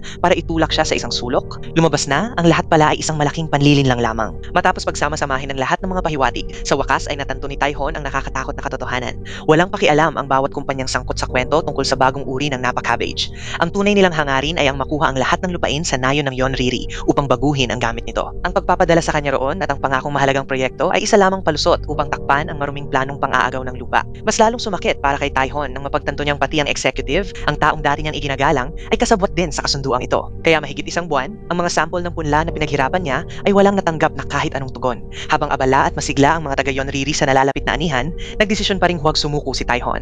Sinimulan niyang linisin ang mga nasirang taniman, determinado siyang buhayin muli ang kanyang Napa cabbage field. Nang makita ng pinuno ng nayon ang nag-iisang figura ni Taihon na patuloy na nagsisikap sa bukid, hindi niya maiwasang maantig at tahimik na hangaan ang tapang ng lalaking mula sa lungsod. Pag-uwi niya, matapos ang ilang araw na pag-aalinlangan, sa wakas ay nagdesisyon siyang panoorin ang CCTV footage. Ngunit ang mga larawang lumabas sa video ay labis na gumulat sa kanya. Hindi niya halos mapaniwalaan ang kanyang nakita. Kasabay nito, si Taihon ay palihim na nag-aabang sa opisina. Dahil sa matinding instinct ng isang taong matagal na sa industriya, sigurado siyang babalik ang naninira ngayong gabi. At tama nga, gaya ng inaasahan, may dahan-dahang gumagalaw na aninong lumitaw sa gilid ng bukid. Agad na sumugod si Taihon na parang palaso at mahigpit na hinawakan ng damit ng estranghero.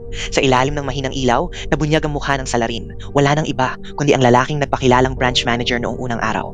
Nanginginig sa galit si Taihon habang sumisigaw at tinatanong kung bakit nito nagawang sirain ang pinaghirapan niya. Ngunit kabaligtaran ng kanyang karaniwang aroganteng imahe, nanginginig na ipinaliwanag ng lalaki na ang lupa raw na ito ay may napakalalim na kahalagahan sa kanya at napilitan lamang siyang gawin iyon. Kahit pa iginiit ng manager na hindi siya ang salarin, hindi ito pinaniwalaan ni Taihon. Sa gitna ng pagpupumiglas, napansin niyang may itinatago ang lalaki sa kamay nito. Agad itong inagaw ni Taihon at sa kanyang mga mata ay lumitaw ang isang lila na hair clip na may hugis paru-paro. Agad niyang naramdaman na malamang nakita ng manager ang tunay na salarin at sinadyang takpan ito. Batay sa hair clip na hinuha niyang malamang isang babae ang may gawa. Desperadong nakiusap si Taihon na sabihin ang totoo upang mailigtas ang kanyang proyekto. Ngunit ang lalaki ay misteryosong nagsabi lamang na ayaw na niyang ulitin ang mga pagkakamali ng nakaraan, saka mabilis na umalis, na iwan si Taihon na tulala. Samantala, muling pinanood ng pinuno ng nayon ang CCTV footage. Ngunit sa pinaka-importanting bahagi, kung saan lilitaw na ang anino ng salarin, bigla itong naputol. Paulit-ulit niyang binalik ang video at mariing sinabi na nakatayo sa dalawang paa ang aninong iyon. Tiyak na tao ito at hindi baboy ramo gaya ng inaasahan niya. Lalo lamang siyang naguluhan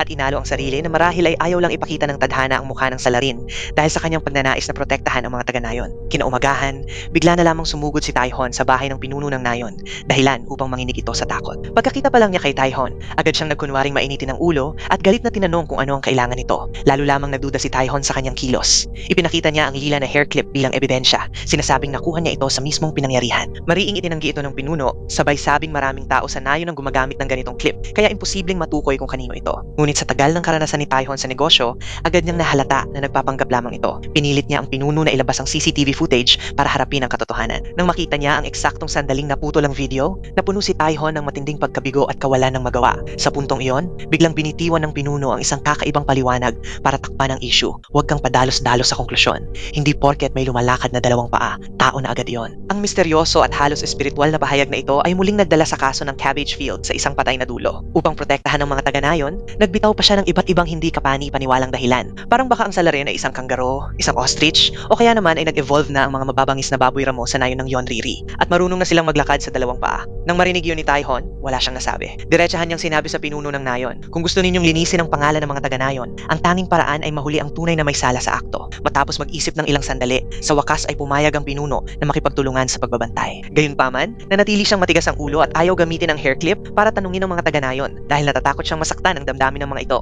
Binalaan siya ni Taihon na huwag hayaang manaig ang emosyon kaysa lohika dahil kadalasan, ang pinakamadilim na lugar ay nasa ilalim mismo ng ilaw. Maaaring ang salarin ay ang taong pinakamalapit sa kanya na hindi niya kailanman pinaghihinalaan. Nagkasundo ang dalawang panig na magpustahan. Kapag hindi talaga taga-nayon ang may sala, aamin ng pagkatalo si Taihon, isasara ang proyekto at babalik agad sa Seoul. Nang gabing iyon, ang dalawang lalaking nasa edad na ay handa sa laban, nagtatago sa opisina habang nakatutok ang mga mata sa taniman ng repolyo sa labas ng bintana. Matapos maghintay hanggang hating gabi at walang nangyari, pareho silang nakatulog ng mahimbing. Bigla, isang nakapanlulumong iyak ang umalingaungaw at pumutol sa katahimikan. Nagising si Taihon at ang pinuno ng nayon sa gulat. Nang makaramdam sila ng pamamanhid sa kanilang mga braso at binti, napagtanto nilang matagal nang naputulan ng kuryente ang opisina. Kahit nanginginig sa takot, dahil sa kanilang dangal, kailangan nilang magtulungan palabas upang tingnan ang sitwasyon. Sa ilalim ng malabong liwanag ng buwan, nanginginig silang lumapit sa greenhouse ng repolyo. At doon, isang nakakatakot na tanawin ang bumungad sa kanila. Isang babaeng nakaputi ang nakatayo mismo sa gitna ng mga punla. Ngunit nang lakasan na nila ang loob para pumasok, bigla na lang naglaho ang puting anino. Parang hindi ito kailanman naroon. Nanginginig si Taihon habang mabilis na iniilawan ng flashlight ang bawat sulok. Laking gulat niya nang sa sumunod na sandali, may malamig na kamay na biglang sumunggab mula sa kung saan at hinawakan ng mahigpit ang kanyang bukong-bukong. Samantalang ang pinuno ng nayon ay matagal nang tumakbo palayo, si Taihon na lang ang naiwan upang harapin ang multong babae. Ngunit nang mas maigi niyang tignan, napaatras siya nang matuklasan niyang hindi ito multo. Isa pala itong matandang babae sa nayon na si Macrae. Lumabas na ang matanda ay may demensya at gabi-gabi siyang lumalabas upang hanapin ang kanyang anak na lalaki na matagal nang pumanaw sa isang aksidente. Ang dahilan kung bakit sinira niya ang taniman ng repolyo ni Taihon ay dahil sa kanyang pagkalito. Akala niya ay doon nakabaon ang mga gamit ng kanyang anak. Nang mabalitaan ito ng mga taga-nayon, agad silang nagpunta. Lahat ay labis na nalungkot at paulit-ulit na humingi ng paumanhin kay Taihon para sa hindi inaasahang pangyayaring ito. Habang nakikita niya ang mga taong hindi naman magkakadugo na nagmamalasakit sa matanda na parang pamilya, biglang nakaramdam si Taihon ng bigat sa dibdib. Matapos ang habang buhay na pakikipagsapalaran sa lungsod na puno ng kompetisyon, ito ang unang beses na nakaramdam siya ng ganitong dalisay na damdamin.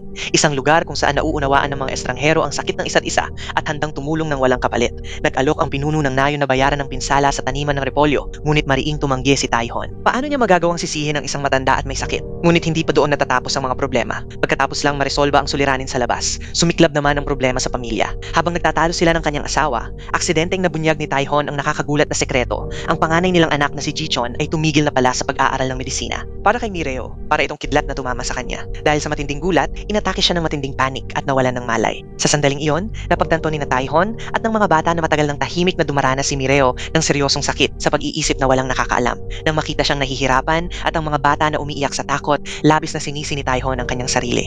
Aminado siyang lubos siyang pumalpak sa pag-aalaga sa kanyang pamilya. Sa isang panibagong tagpo, tahimik namang kinokolekta ng misteryosong manager ang lahat ng record tungkol kay Taihon mula nang magsimula siya sa trabaho hanggang sa ma-promote siya bilang department head at maipadala sa lugar na ito. Lahat ng impormasyon tungkol sa kanyang career ay nakapaskil sa isang whiteboard. Sa sandaling iyon, nakatanggap siya ng tawag mula sa chairman ng kumpanya na nag-uutos na kumilos siya agad. Ngunit halatang may pag-aalinlangan at internal na labanan sa mukha ng manager. Ano nga ba ang binabalak niya? At ano ang pagkakamaling mula sa nakaraan na ayaw na niyang maulit? Samantala, tahimik pa rin nakaupo si Taihon sa opisina. Walang kamalay-malay na may panibagong unos na paparating. Malapit na ang taglamig at halos imposible nang magpatubo ng napaka-cabbage sa labas. Nanganganib na ma-shelve ang proyekto ni Taihon. Pero sa sandaling iyon na halos wala na siyang pag-asa, bigla na lang dumating ang punong nayon at ang mga kapitbahay na parang mga anghel na bumaba mula sa langit.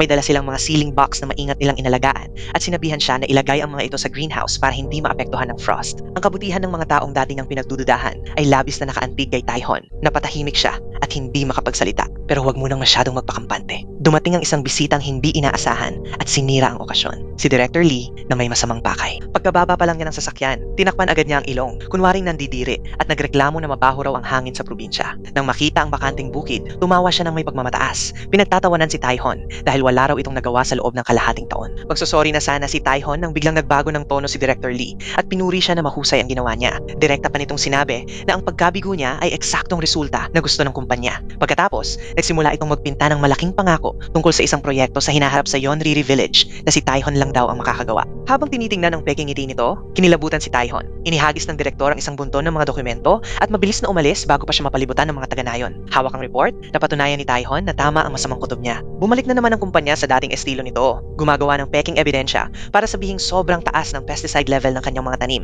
Isang piraso lang ng walang kwentang papel ang sumira sa lahat ng pinaghirapan niya. Ngayon, naunawaan na ni Taihon ang sinabi ng punong nayon noon. Ang mga nakatataas sa kumpanyang ito ay parang mga hayop lang. Lumilitaw rin sa huli ang katotohanan at ang galit sa pagkakapiit at pagbibintang ay nagliyab bilang determinasyon sa loob niya. Nagpasya si Taihon na gamitin ang sarili niyang kakayahan para patunayan ang totoo. Sa mga sumunod na araw, ibinaon niya ang sarili sa laboratorio, maingat na sinusuri ang bawat sample at bawat bahagi ng mga punla. Lumabas sa resulta na malinis ang mga halaman, patunay na talagang peke ang report ng kumpanya. Sa pagdugtong-dugtong ng mga pangako ng executive bago siya lumipat sa probinsya, lalo niyang nakita ang kabuuang plano. Napagtanto ni Taihon na ang totoong nasa likod ng lahat ay hindi lang isang maliit na direktor, kundi isang tusong mataas na opisyal. Para makahanap pa ng ebidensya ng mga dating lihim na transaksyon, pinuntahan niya ang punong nayon upang magtanong tungkol sa manager 10 taon na ang nakalipas. Pero hindi na maalala ng punong nayon ang mukha nito dahil sunod-sunod ang dumarating at umaalis ng mga tao noon. May isang detalye lang na talagang tumatak sa kanya. Si Director Lee, noon man o ngayon, ay palaging tinatakpan ng ilong gamit ang panyo tuwing dumarating, na para bang nandidiri. Dahil dito, lalo pang tumindi ang hinala sa kanya nang kumpirmahin ng punong nayon na narito na siya, 10 taon na ang nakalipas. Kasabay nito, nakatanggap muli ng ultimatum ang peking manager mula sa direktor. Kailangan mapilitan si Taihon na pumirma sa confession report kahit anong mangyari o haharap siya sa matinding galit nito. Nang gabing iyon, pinuntahan ng manager si Taihon, ngunit hindi niya inaasahan na ang inaakalang biktima ay siya na palang mangangaso. Diretsahan siyang tinawag ni Taihon sa tunay niyang pangalan, dahilan para matigilan siya. Lumalabas na matagal na pala siyang inimbestigahan ni Taihon. Ang tanging tanong ni Taihon ay kung bakit ang isang taong matagal nang umalis ay pumayag pang maging tauhan ng direktor para gumawa ng ganoong kalupitang gawain.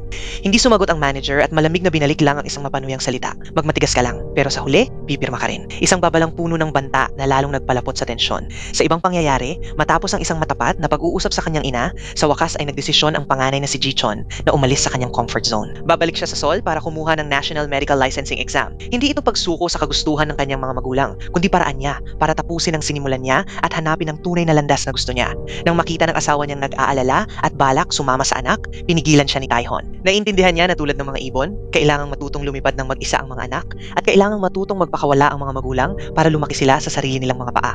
Ilang araw ang lumipas, nagbihis ng maayos si Taihon at buong kumpiyansang bumalik sa headquarters. Sa halip na hanapin ang maliit na direktor, direkta niyang hinarap ang final boss, ang mataas na opisyal ng kumpanya. Tinanong niya ito kung ano talaga ang tunay na proyekto ng kumpanya sa Yonriri Village. Nagsimula na ang haplos at pananakot na galaw ng matandang executive na tuso sa negosyo. Inilabas niya ang report at iginiit na pirmahan ito agad ni Taihon. Hindi rin siya nag-atubiling gamitin ang kanyang kapangyarihan para takutin ito. Kung gusto mong mapayapang magtrabaho sa ilalim ko, kailangan mong matutong sumunod, wika niya. Pagkatapos, bigla naman siyang nagbago ng tono at nagsimulang magpinta ng isang pangarap, mga pangakong promosyon at maliwanag na kinabukasan kung papanig si Taihon sa kanya. Pero nagkamali siya ng akala. Si Taihon ngayon ay isa ng matatag na magsasaka. Isang taong hindi basta natipinag at buong tatag na tumatanggi sa anumang uri ng korupsyon. Diretso niyang sinabi na gusto lang niyang mag-research tungkol sa Napa Cabbage at wala siyang pakialam sa maduming politika sa opisina o sa mga promosyon. Nang makita ng executive na hindi gumagana ang pananakot, agad siyang nagbago ng taktika mula sa mahigpit na banta. Naging malambing ang boses para subukang linlangin ang matuwid na taong ito. Para pakalmahin si Taihon at makuha ang loob niya, nagsimula siyang magbitaw ng magagandang pangako. Sinabi niya kahit nagkaroon ng tensyon noon sa kumpanyang nasa Yonriri Village, nagbago na ang lahat mula nang dumating si Taihon. Ipininta niya ang isang hinaharap kung saan sabay silang uunlad at mamumuhay ng maayos, isang maliwanag na kinabukasan para sa kumpanya at sa mga magsasaka.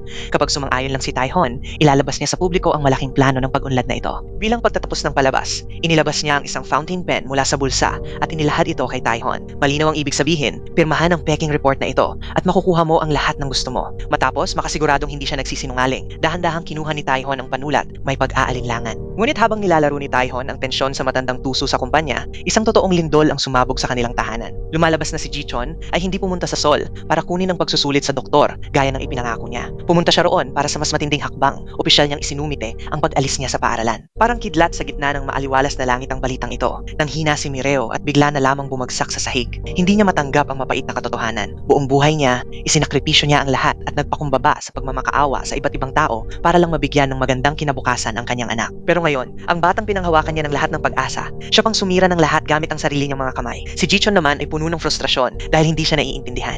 Hindi niya maintindihan kung bakit patuloy siyang pinipilit ng kanyang ina na mabuhay sa paraang ayaw niya. Samantala, tuluyang gumuho si Mireo dahil ang mabait at masunuring anak na kilala niya ay parang tuluyan ang nakawala sa kanyang mga kamay. Isang klasikong trahedya ito sa maraming pamilyang East Asian. Ang mga magulang na nagsasakripisyo ng sobra at kalaunan ay inaangkin ang karapatang diktahan kung ano ang tama para sa anak hanggang sa maging nakakakasakal na tanikala ang ugnayan ng pamilya. Umabot sa rurok ang sigalot ng magkaiba sina Taihon at Mireo sa pagpapalaki kay Jichon. Para kay Taihon, nasa edad na si Jichon para magkamali at matuto muli. Pero para kay Mireo, ang panganay niyang anak ang tanging puhunan niya sa buhay. Hindi niya kayang panoorin itong mapunta sa maling direksyon. Ang dating mainit at tahimik na tahanan ay naging malamig na parang yelong silid. Sa gitna ng nakakasakal na pressure mula sa mga intriga sa kumpanya at ang tuluyang pagkasira ng kanilang pamilya, pakiramdam ni Taihon ay mas pagod siya kaysa kailanman. Hindi niya lubos maisip na ang mga taon na dinala ni Mireo, ang 3 bata sa Toronto, ay para sa kanya ay impyerno. Habang siya ay nagpapadala lang ng malamig na mga resibo ng padala ng pera, si Mireo ay naghirap sa banyagang lugar, parang nag-iisang ina. Ang pagiging malamig at walang pakialam ni Taihon ang huling patalim na tuluyang bumasag kay Mireo. Kinabukasan ng umaga, tahimik na umalis si Mireo. Nag-iwan lamang ng sulat. Iniwan niya ang ama at 3 anak na nagulat sa bakanting bahay. Nang mawala ang asawa, agad na naging gulo ang buhay ni Taihon. Sa unang pagkakataon, natikman niya ang gawaing bahay at bilang isang department head, halos mabaliw siya sa dami ng gawain. Buong araw siyang abala pero lahat ng ginagawa niya ay sablay. Ang 2 nakababatang anak na sina Jisang at Jigu ay napilitang pumasok sa eskwela ng walang almusal dahil walang oras ang kanilang ama magluto. Kaya't unti-unti niyang napagtanto na ang palusot niyang pupunta si mama sa kamag-anak ay isa palang mahina at halatang kasinungalingan. Nang makita niya ang panganay na anak na nagdurusa at iniisip na siya ang dahilan ng pag-alis ng kanyang ina, pinilit ni Taihon na pigilan ng sarili at inalo ito. Sinabi niya na magtrabaho na lang muna ito sa cafeteria at kapag kumalma na ang ina nito, babalik din siya. Ngunit kahit na sinasabi niya iyon, alam niyang mas madali itong sabihin kaysa gawin. Sa loob niya, para siyang sinusunog ng apoy. Paulit-ulit siyang tumatawag at nagte-text hanggang sa halos magwala na ang telepono niya sa dami ng notifications. Pero ang tanging sagot ay nakakatakot na katahimikan mula sa kanyang asawa. Habang tinitingnan niya ang masayang larawan ng pamilya sa screen ng kanyang computer at naaalala ang masakit na mga panunumbat ng asawa niya noong nakaraang gabi, sa wakas ay nakapagdesisyon si Taihon, isang desisyong parang nakasalalay ang buhay at kamatayan.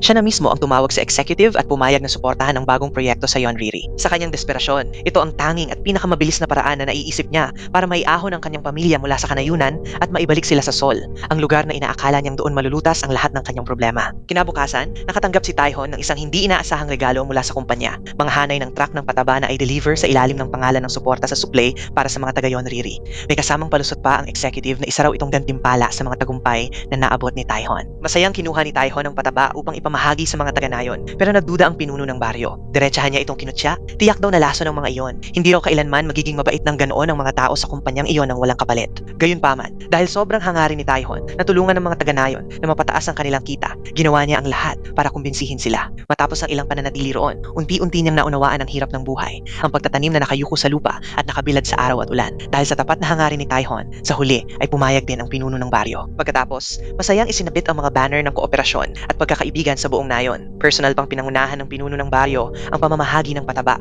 at hindi rin niya nakalimutang purihin si Taihon sa harap ng lahat. Ngunit, nagbigay pa rin siya ng seryosong babala kapag nasira ang mga pananim ng mga tao dahil sa patabang ito, mananagot si Taihon hanggang dulo. Sa mga sandaling iyon, puno pa rin ng kumpiyansa si Taihon at lubos na naniniwala sa pangako ng executive. Hindi niya alam na unti-unti na niyang inilalapit ang sarili sa bangin. Kinagabihan, nag-inuman at nag-usap ng masinsinan ang 2 lalaking nasa gitna ng edad. Sa kwento ng pinuno ng baryo, natahimik si Taihon habang unti-unti niyang napagtanto na bawat gulay sa lugar na ito ay parang may kaluluwa. Halimbawa, ang kinakain nilang kimchi na labanos, ang mga butas sa dahon nito ay bakas ng nakaraang pagbaha ng yelo. Noong nasugatan ang mga may-ari at hindi agad makapag-ani, nagtulungan ng buong nayon sa pagbili ng mga labanos para malagpasan ang mahirap na panahon. Lubos na naantig si Taihon. Dito sa Yonriri, kahit simpleng pinggan ng gulay ay may kasamang kwento ng pagmamahalan at pagdadamayan sa gitna ng maraming pagsubok. Ibinahagi rin ito ng pinuno ng baryo bilang paalala kay Taihon. Huwag kailanman traidorin ang sinseridad ng mga taong tapat dito, ngunit hindi perpekto ang buhay. Ilang araw lang matapos ilagay ang pataba, nagmamadaling tumakbo ang pinuno ng baryo papunta sa bukid. Natigilan siya sa gulat nang makita ang kakaibang puting substansya na biglang lumitaw sa lupa. Kinabahan siya at agad na tumakbo papunta sa opisina. Hinila si Taihon palabas upang harapin ang nakakatakot na katotohanang nangyayari sa kanilang harapan. Nagsimula na ang tunay na bangungot, hindi lang sa bukid ni Taihon, kundi sa buong nayon. Biglang pumuti ang lupa at may mabahong amoy ng pagkabulok. Lahat ng taga Yonriri ay labis na nabahala at nagtipon sa opisina ng baryo upang maghanap ng solusyon. Sa ganitong sitwasyong hindi pa nila naranasan kailanman, may ilang nagsabing kailangang agad magpa-spray ng disinfectant trucks, ngunit mariing pinigilan sila ni Taihon. Naiintindihan niya na kung hindi pa alam kung ano ang kakaibang substansya, ang basta-bastang paggamit ng kemikal ay maaaring pumatay sa mga kapaki, pakinabang ng mikroorganismo at gawing patay ang lupa, hindi na ito muling matataniman.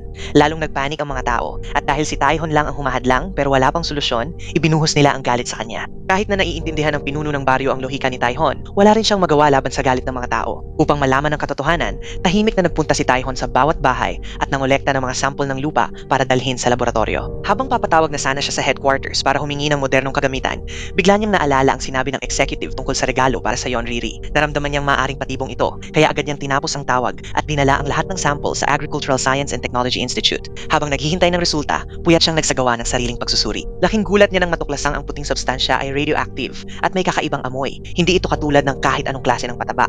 Mas nakakagulat pa, ang fungus na ito ay nabubuhay kahit sa temperaturang mas mababa sa 0 degrees Celsius, kabaligtaran ng normal na amag. Habang abala siya sa trabaho, biglang nilagnat ng mataas si Jigu, ang bunsong anak, at sa kanyang deliryo ay paulit-ulit na tinatawag ang mom. At pagkatapos, may himalang nangyari. Bumalik si Mireo. Lumabas na nasa loob lang pala siya ng nayon sa buong panahon, nasa bahay ng pinuno ng baryo at hindi talaga lumayo. Alam na ni Taihon at Jichon na naroon siya, ngunit sinadya nilang bigyan siya ng espasyo, kaya hindi na nila siya pinuntahan.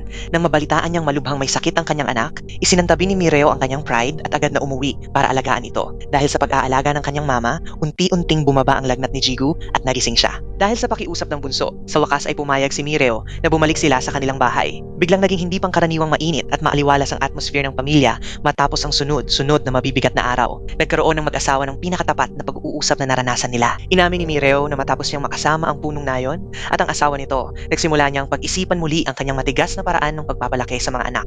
Kahit nahihirapan pa rin siya tanggapin ang desisyon ni Jichon, pinili niyang bitawan ito at hayaan ang kanyang anak na tahakin ang sarili nitong landas. Kasabay nito, nangako rin siya sa sarili na mas mabubuhay siya para sa sarili niya, hindi lang bilang isang inang bahay na tahimik na nagsasakripisyo ng lahat. Samantala, mabait na inamin ni Taihon na ang sarili niyang pagiging malamig at walang pakialam ang nagtulak sa kanyang asawa at mga anak sa paghihirap. Ipinangako niya na mula ngayon, aakuin niya ang responsibilidad bilang tunay na ama at asawa at makikipagtulungan sa kanyang asawa upang buuin muli ang kanilang tahanan. Kinabukasan, habang hawak ang resulta ng pagsusuri mula sa Agricultural Institute, labis na nagulat si Taihon. Lumabas na ang puting sangkap ay hindi banyagang bakterya, kundi isang grupo ng lokal na mikroorganismo na napakabihira sa Yonriri. Kadalasan, hindi ito nakakasama, pero kapag biglang nagbago ang kondisyon ng lupa, bigla itong nagiging agresibo at nagdudulot ng pagkasira ng lupa hanggang sa maging parang fossilized at hindi na mataniman. Para mangyari ang ganitong lawak ng pinsala sa buong nayon, malinaw na ito ay isang planong maingat at eksaktong pinaghandaan. Habang hirap na hirap si Taihon sa paghahanap ng sagot, sa lungsod naman ay kampanteng umiinom ng mamahaling tsaa ang matandang executive at ang direktor, masayang nagdiriwang dahil matagumpay ang kanilang plano na putulin ang kabuhayan ng mga taga-nayon. Hindi sumuko, nagsimula si Taihon at ang punong nayon sa kanilang investigasyon sa buong kanayunan. Pinuntahan nila ang bawat sulok at tinanong ang lahat ng residente kung may kakaibang napansin, pero puro iling at kawalan ng pag-asa ang sagot ng mga tao. Gayunpaman, sa tiyaga at sipag, may mahalagang detalye ring natuklasan si Taihon. Ang lahat ng lupang tiwangwang sa nayon ay hindi apektado. Tanging ang mga palayang binungkal at tinamnan lamang ang naging maputi. Ibig sabihin, direktang tinarget ang proseso ng produksyon ng mga tao. Isang umaga, habang dinidiligan niya ang mga punla sa greenhouse, biglang may napagtanto si Taihon. Kung pareho lang ang pinagmulan ng lupa, bakit nananatiling luntian at malusog ang repolyo sa greenhouse? Samantalang ang nasa bukid ay patay lahat? Ibig sabihin, hindi ang lupa o tubig ang sanhi, kundi may bagay na mula sa labas na pumapasok sa open field. Agad siyang kumuha kumuha ng mapa at tumakbo papunta sa hangganan ng nayon. Habang papalapit siya sa susunod na nayon, unti-unting nababawasan ang dami ng puting fungus. Malinaw na isa itong target na biological attack na nakatuon sa Yonriri. Sa sandaling iyon, napalingon siya sa reklamo ng dalawang magsasaka. Hindi ko alam kung sinong walang puso ang nagputol ng buong pine windbreak forest doon. Ngayon, kalbo na ang mga burol, sabi nila. Ang sakit sa mata, tingnan. Parang kidlat na tumama sa isip ni Taihon. Natigilan siya. Pinutol ang pine forest? Nasira ang lupa? Unti-anting nagsama-sama ang mga piraso ng palaisipan hanggang sa mabuo ang nakakatakot na katotohanan. Sa wakas, naunawaan niya ang ugat ng problema. Mabilis siyang tumakbo pabalik sa punong nayon. Nanginginig sa excitement ang boses niya. Nahanap ko na. Ang pangunahing dahilan ay ang pagputol ng pine forest. Lumabas na ang pine pollen ay natural na pumapatay ng mikrobyo. Noon, dahil sa pine forest na nagsisilbing harang sa hangin, napipigilan ang pollen na pumasok sa bukid at nakokontrol ang pagdami ng amag. Pero ngayong wala na ang kagubatan, lumalago ng walang kontrol ang amag. Agad na gumawa ang dalawa ng miracle cure mula sa pine pollen at inispray ito sa buong sakahan. Ilang araw lang ang lumipas, himalang bumalik ang sigla ng lupain ng Yonriri. Bumalik ang luntiang kulay sa mga bukid at tuwang-tuwa ang mga taga-nayon. Nagsagawa sila ng malaking salu, salo at itinuring si Taihon bilang bayani. Sa unang pagkakataon, naramdaman ng lalaking galing lungsod ang init ng tunay na samahan at pakiramdam na talagang kabilang siya roon. Gayunpaman, panandalian lang ang saya. Agad na bumalik si Taihon sa Seoul upang ayusin ang mga bagay-bagay. At doon, natuklasan ni Taihon ang kabuuang malupit na plano ng executive. Plano ng kumpanya na magtayo ng ikatlong food processing plant mismo sa Yonriri. Para mapilitan ng mga taga-baryo na ibenta ang lupa sa napakamurang halaga, kailangan muna nilang gawing walang saysay ang lupang iyon para hindi na ito mapakinabangan sa pagsasaka. Hindi nagtagumpay ang plano ng puting fungus. Kaya basta na lang binigyan ng panibagong trabaho ang executive si Taihon, kunin muli ang lupa mula sa mga taga-baryo. Galit na tumutol si Taihon. Sinasabing ito ay hindi naiiba sa hindi direktang pagpatay dahil kinukuha ang tanging kabuhayan ng mga tao. Ngunit ngumisi lang ang executive at ipinakita ang isang folder. Lahat ng mga taga-baryo ay nakapirma na at sumang-ayon na sa lahat. Natigilan si Taihon nang makita ang mga dokumento. Lumalabas na ang libreng pagpaparehistro para sa abono noong nakaraan ay isang bitag na ginawang voluntaryong kasulatan ng paglipat ng lupa. Nanlamig si Taihon. Doon niya napagtanto na mula pa sa simula, ginawa siyang kasangkapan ng kumpanya. Isang tao-tauhan sa dahan-dahang pagwasak sa baryong minahal na niya. Bumalik si Taihon sa Yonriri na parang wala sa sarili. Tuluyang bumigay ang damdamin niya at umiyak ng umiyak. Puno siya ng pagsisisi. Kinaumagahan, hinanap niya ang misteryosong manager at pinilit itong magsabi ng totoo. Hindi ito nagkaila at inamin na mula pa sa simula. Sa paningin ng direktor, ang Yonriri ay hindi kailanman lupang sakahan, kundi isang paparating na industrial zone. Sa sandaling magtatanong pa sana si Taihon, biglang pumasok ang pinuno ng nayon. Tinangkang tumakas ng manager pero nablock siya. Sa pagkakataong ito, sa maliwanag na ilaw, diretsong tinignan ng pinuno ng nayon ang mukha ng lalaki at natigilan. Nang makilala niya ito, sumabog ang galit niya. Nakilala niya agad na ito rin ang taong sumama kay Director Lee, 10 taon na ang nakalipas, ang taong nagkakalat ng peking balitang may pesticide residue ang repolyo ng Yonriri para pabagsakin ang presyo ng ani ng mga tao. Dumagundong ang galit niya at sinunggaban niya ang kwelyo ng lalaki para pagbayaran ito. Pero napigilan siya ni Taihon sa tamang oras. Kahit hindi pa niya lubos na nauunawaan ang plano ni Taihon, pinigil ng pinuno ng nayon ang galit niya at piniling magtiwala sa kaibigan. Ngunit ang tiwalang iyon ay walang awang niyurakan. Kinabukasan, pinangunahan ni Taihon ang isang grupo ng mga lalaking nakaitim mula sa kumpanya papunta sa nayon para bumili ng lupa. Nagulat ang buong Yonriri. Kahapon lang, siya ang bayani na nagligtas sa mga bukirin. Bakit ngayon na isa na siyang traidor na tumatrak sa likod nila? Ngunit nang ilabas ang mga kontrata ng kompensasyon, maraming tao ang nagsimulang magdalawang isip. Ipinahayag ni Taihon na napilit niya ang kumpanya na magbigay ng napakagandang presyo at kahit ang mga nakasama sa fertilizer list na ginawang voluntaryong form ay magkakaroon pa ng dagdag na 30 milyong bonus. Ang kapangyarihan ng pera ay nagpaaway sa magkakapitbahay na dekada ng magkasama. Nahati sila sa mga grupo, nagtalo, at nauwi pa sa pisikal na away sa gitna ng baryo kung ibebenta ba o hindi ang lupa. Habang pinapanood ito ng pinuno ng nayon, nadurog ang kanyang puso. Nagmakaawa siya kay Taihon na humanap ng paraan para pigilan ito. Pero malamig na sumagot si Taihon, huwag ka nang magpadala sa emosyon. Mas matalinong hakbang ang kunin ng pera at magsimula ng bagong buhay. Sa totoo lang, si Taihon mismo ay hindi rin mapalagay. Napakataas ng kompensasyon. Masyadong mataas. Humingi siya ng investigasyon sa isang tauhan sa headquarters at nakatanggap siya ng nakapanlalamig na sagot. Mahirap sabihin. Mukha itong painlang para mahikayat ang mga gahaman na pumirma at ibenta ang lupa. Hindi na mapakali si Taihon kaya direktang hinarap niya si Director Lee. Ngumisi lang ang direktor, hindi man lang nag-abala magtago. Napirmahan na ang mga kontrata. Kaya kung magkano ang ibabayad, nasa kumpanya na iyon, hindi ba? Bumagsak ang loob ni Taihon. Isang mababang empleyado lang siya. Paano niya lalabanan ng isang dambuhalang makinarya ng kapital? Sa desperasyon, pinuntahan niya ang pinuno ng nayon at pinayuhan itong manguna at magpakita ng halimbawa na tanggapin na ang pera para sa lupa. Sa totoo lang, may sariling bigat din sa dibdib si Taihon. Masakit para sa kanya na makita na karamihan sa mga taga Yonriri ay halos hindi na makakilos sa hirap. Araw-araw na binabali ang likod sa tuyong bukirin. Kung tutuusin, may punto rin ang iniisip ni Taihon. Para sa matatanda sa Yonriri, ang malaking pera ay maaaring ipambili ng maliit na apartment sa bayan at doon na lang magretiro, isang mas ligtas na pag-alis sa hirap. Maraming taga-baryo ang sumang-ayon at kusa pang lumapit kay Taihon para pumirma. Sa ilalim ng matinding presyon, sa huli ay napilitan ding tumango ang pinuno ng nayon at pumayag na ibenta ang lupa. Lahat ng galaw at pag-uusap nilang dalawa ay agad na iniulat ng isang espya kay Director Lee. Kinabukasan, personal na nagtungo ang pinuno ng nayon sa opisina ni Director Lee upang mabilis na tapusin ang kasunduan. Doon, palihim na inalok sa kanya ng lalaki ang napakagandang kapalit na kondisyon sa likod ng formal na kasunduan. Sumang-ayon siyang bayaran ang punong nayon ng 300 milyon, iwalay pa ang 30% komisyon para sa sarili niyang bulsa. Saglit na nag-alinlangan ng punong nayon, ngunit kalaunan ay ibinabari nito ang panulat at pinirmahan ang kontrata. Pero habang pilit na inaagaw ng direktor ang kontrata dahil sa kasakiman, mahigpit itong hinawakan ng punong nayon at ayaw pakawalan. Sa mismong sandaling iyon, biglang bumukas ang pinto ng opisina. Pumasok si Taihon ng kalmado at malamig na nagsalita. Wakas na ang lahat, Direktor.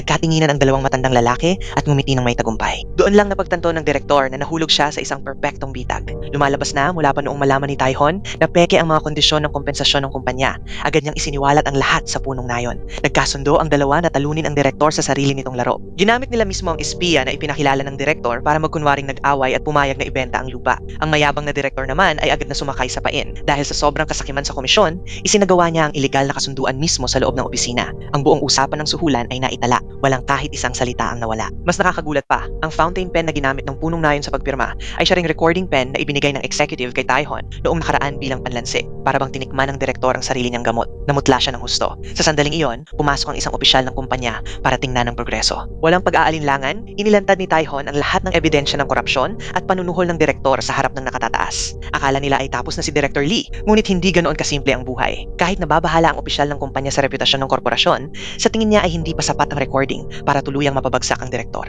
Para sa kanya, mas mahalaga pa rin ang proyekto ng pagtatayo ng pabrika. Dahil nabigo ang plano, kinailangan ni Taihon na humanap ng ibang paraan. Binalikan niya ang listahan ng pagbili ng lupa at may napansin siyang kakaibang pangalan na hindi kabilang sa Yonriri Village. Dahil dito, lalo siyang kinutuban. Agad niyang inimbestigahan ito at natuklasang ang taong iyon ay pinsan mismo ni Director Lee. Naramdaman nilang may mali, kaya magkasamang nagtungo si Taihon at ang punong nayon sa silid ng matandang tagapamahala. Sa oras na iyon, abalang nag-iimpake ang matandang manager dahil nakatanggap siya ng babalang text mula sa direktor. Nang biglang pumasok ang dalawa, agad siyang nagpaliwanag. Sa loob ng 10 taon, hindi raw siya kailanman kumampi sa direktor. Ang pananatili niya roon at pagiging espia ay bahagi lang ng plano niya para makabawi sa mga nagawa niyang pagkakamali noon. Pagkatapos, lumuhod siya sa harap ng punong nayon at taos-pusong humingi ng tawad sa kasalanang nagawa niya. Ibinigay niya ang buong call history niya kasama ang direktor bilang patunay na ang pagmamanman kay Taihon ay isa lamang panakip butas. Ngunit kahit ganoon, hindi pa rin sapat ang mga record na iyon para mapatunayan sa batas ang krimen at maging siya mismo ay hindi alam kung ano pa ang itinatago ng direktor sa Yonriri. Nakatayo si Taihon sa gitna ng silid. Pilit binabalikan sa isip ang bawat kilos ng direktor upang makahanap ng lead, pero puro dead end ang lahat ng hinuha niya. Sa kanyang isip, tila lumilitaw ang mapanuksong ngiti ng lalaking kontrabida. Habang wala pa rin silang maisip na solusyon, napansin ng punong nayon ang isang bakal na kahon sa ibabaw ng mesa. Sigurado siyang may lihim ito, kaya dinala nila ito sa hardware store upang sausawin at buksan. Ngunit sa kabila ng matinding pagsisikap sa pagbukas, ang laman lang nito ay isang puting likido na may matapang na amoy, walang pakinabang. Pag-uwi ni Taihon na masakit ang ulo, nakita niya ang kanyang ikalawang anak na si Jisang na naglalaro sa banyo, binubunot ang isang tile at pagkatapos ay ibinabalik ito na para bang hindi ito nagalaw. Sa nakita niyang iyon, biglang umandar ang isip ni Taihon. Parang baliw siyang tumakbo pabalik sa silid ng matandang manager at kinatok ang pader na may tiles. Gaya ng inaasahan, sa likod ng isang hollow na tile ay may nakatagong USB, ang pinaglalagyan ng lahat ng ebidensya ng krimen ni Director Lee. Bandang gitna ng gabi, dumating din si Director Lee mula Seoul papunta sa silid ng manager. Ngunit huli na siya. Ipinasok niya ang kamay sa loob ng dingding.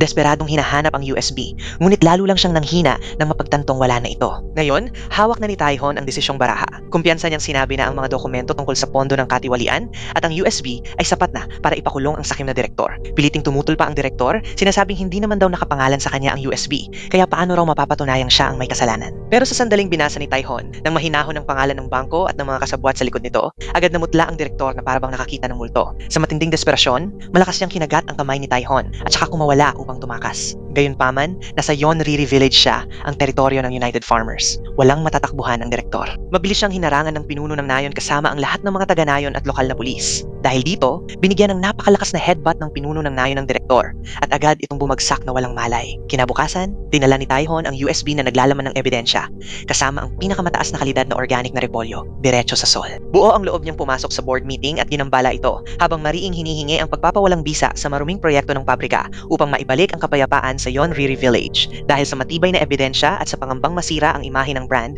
napilitan ang board ng kumpanya na sumuko at ideklara ang kanselasyon ng proyekto. Ibinalik din si Taihon sa dati niyang posisyon at sunod-sunod ang mga panayam at papuring iniaalok sa kanya. Ngunit habang nasa gitna siya ng liwanag ng lungsod, ramdam ni Taihon ang isang bakanting pakiramdam sa kanyang puso. Napagtanto niya na hindi niya namalayang nahulog na pala ang loob niya sa lupain, sa mga tao at sa bawat damo sa Yonriri. Ang mas nakagulat pa, si Mireo at ang mga bata ay ayaw na rin sa abalang buhay sa Sol. Ang ikalawang anak na si Jisang ay inamin pa na mas masaya at mas malaya ang pakiramdam niya sa buhay sa probinsya. Kaya't isang matapang na desisyong pagbaligtad ang ginawa. Nagbitiw si Taihon, nag-empake silang mag-anak at bumalik sa Yonriri Village. Sa pagkakataong ito, hindi na siya isang itinatakwil na empleyado, kundi isang tagapanguna na gumagabay sa mga taga-nayon sa pagpapaunlad ng organikong agrikultura. At sama silang umuunlad sa sariling lupain. Ang pamilyang may 5 miyembro na minsang napilitang lisanin ng lungsod ay nakatagpo ng kapayapaan, kaligayahan at tunay na pakiramdam ng pag-aari sa isang payapang kanayunan. Ito rin ang huling kabanata ng makabagbag damdaming drama na Cabbage Your Life. Ang paglalakbay ng pamilya ni Taihon mula sa pagtutol at pagkabalisa hanggang sa pagyakap sa bagong buhay at pagtuklas ng tunay na halaga nito ay tumimo sa puso ng maraming manonood. Walang matitinding eksenang labanan ng drama, ngunit pinapakalma nito ang ating damdamin sa pamamagitan ng pinakasimpleng mga bagay, ang pag-unawa sa pamilya at ang mainit na ugnayan ng tao sa kanayunan. At dito, nagtatapos ang pelikula. Maraming salamat sa panonood. Hanggang sa muli, paalam.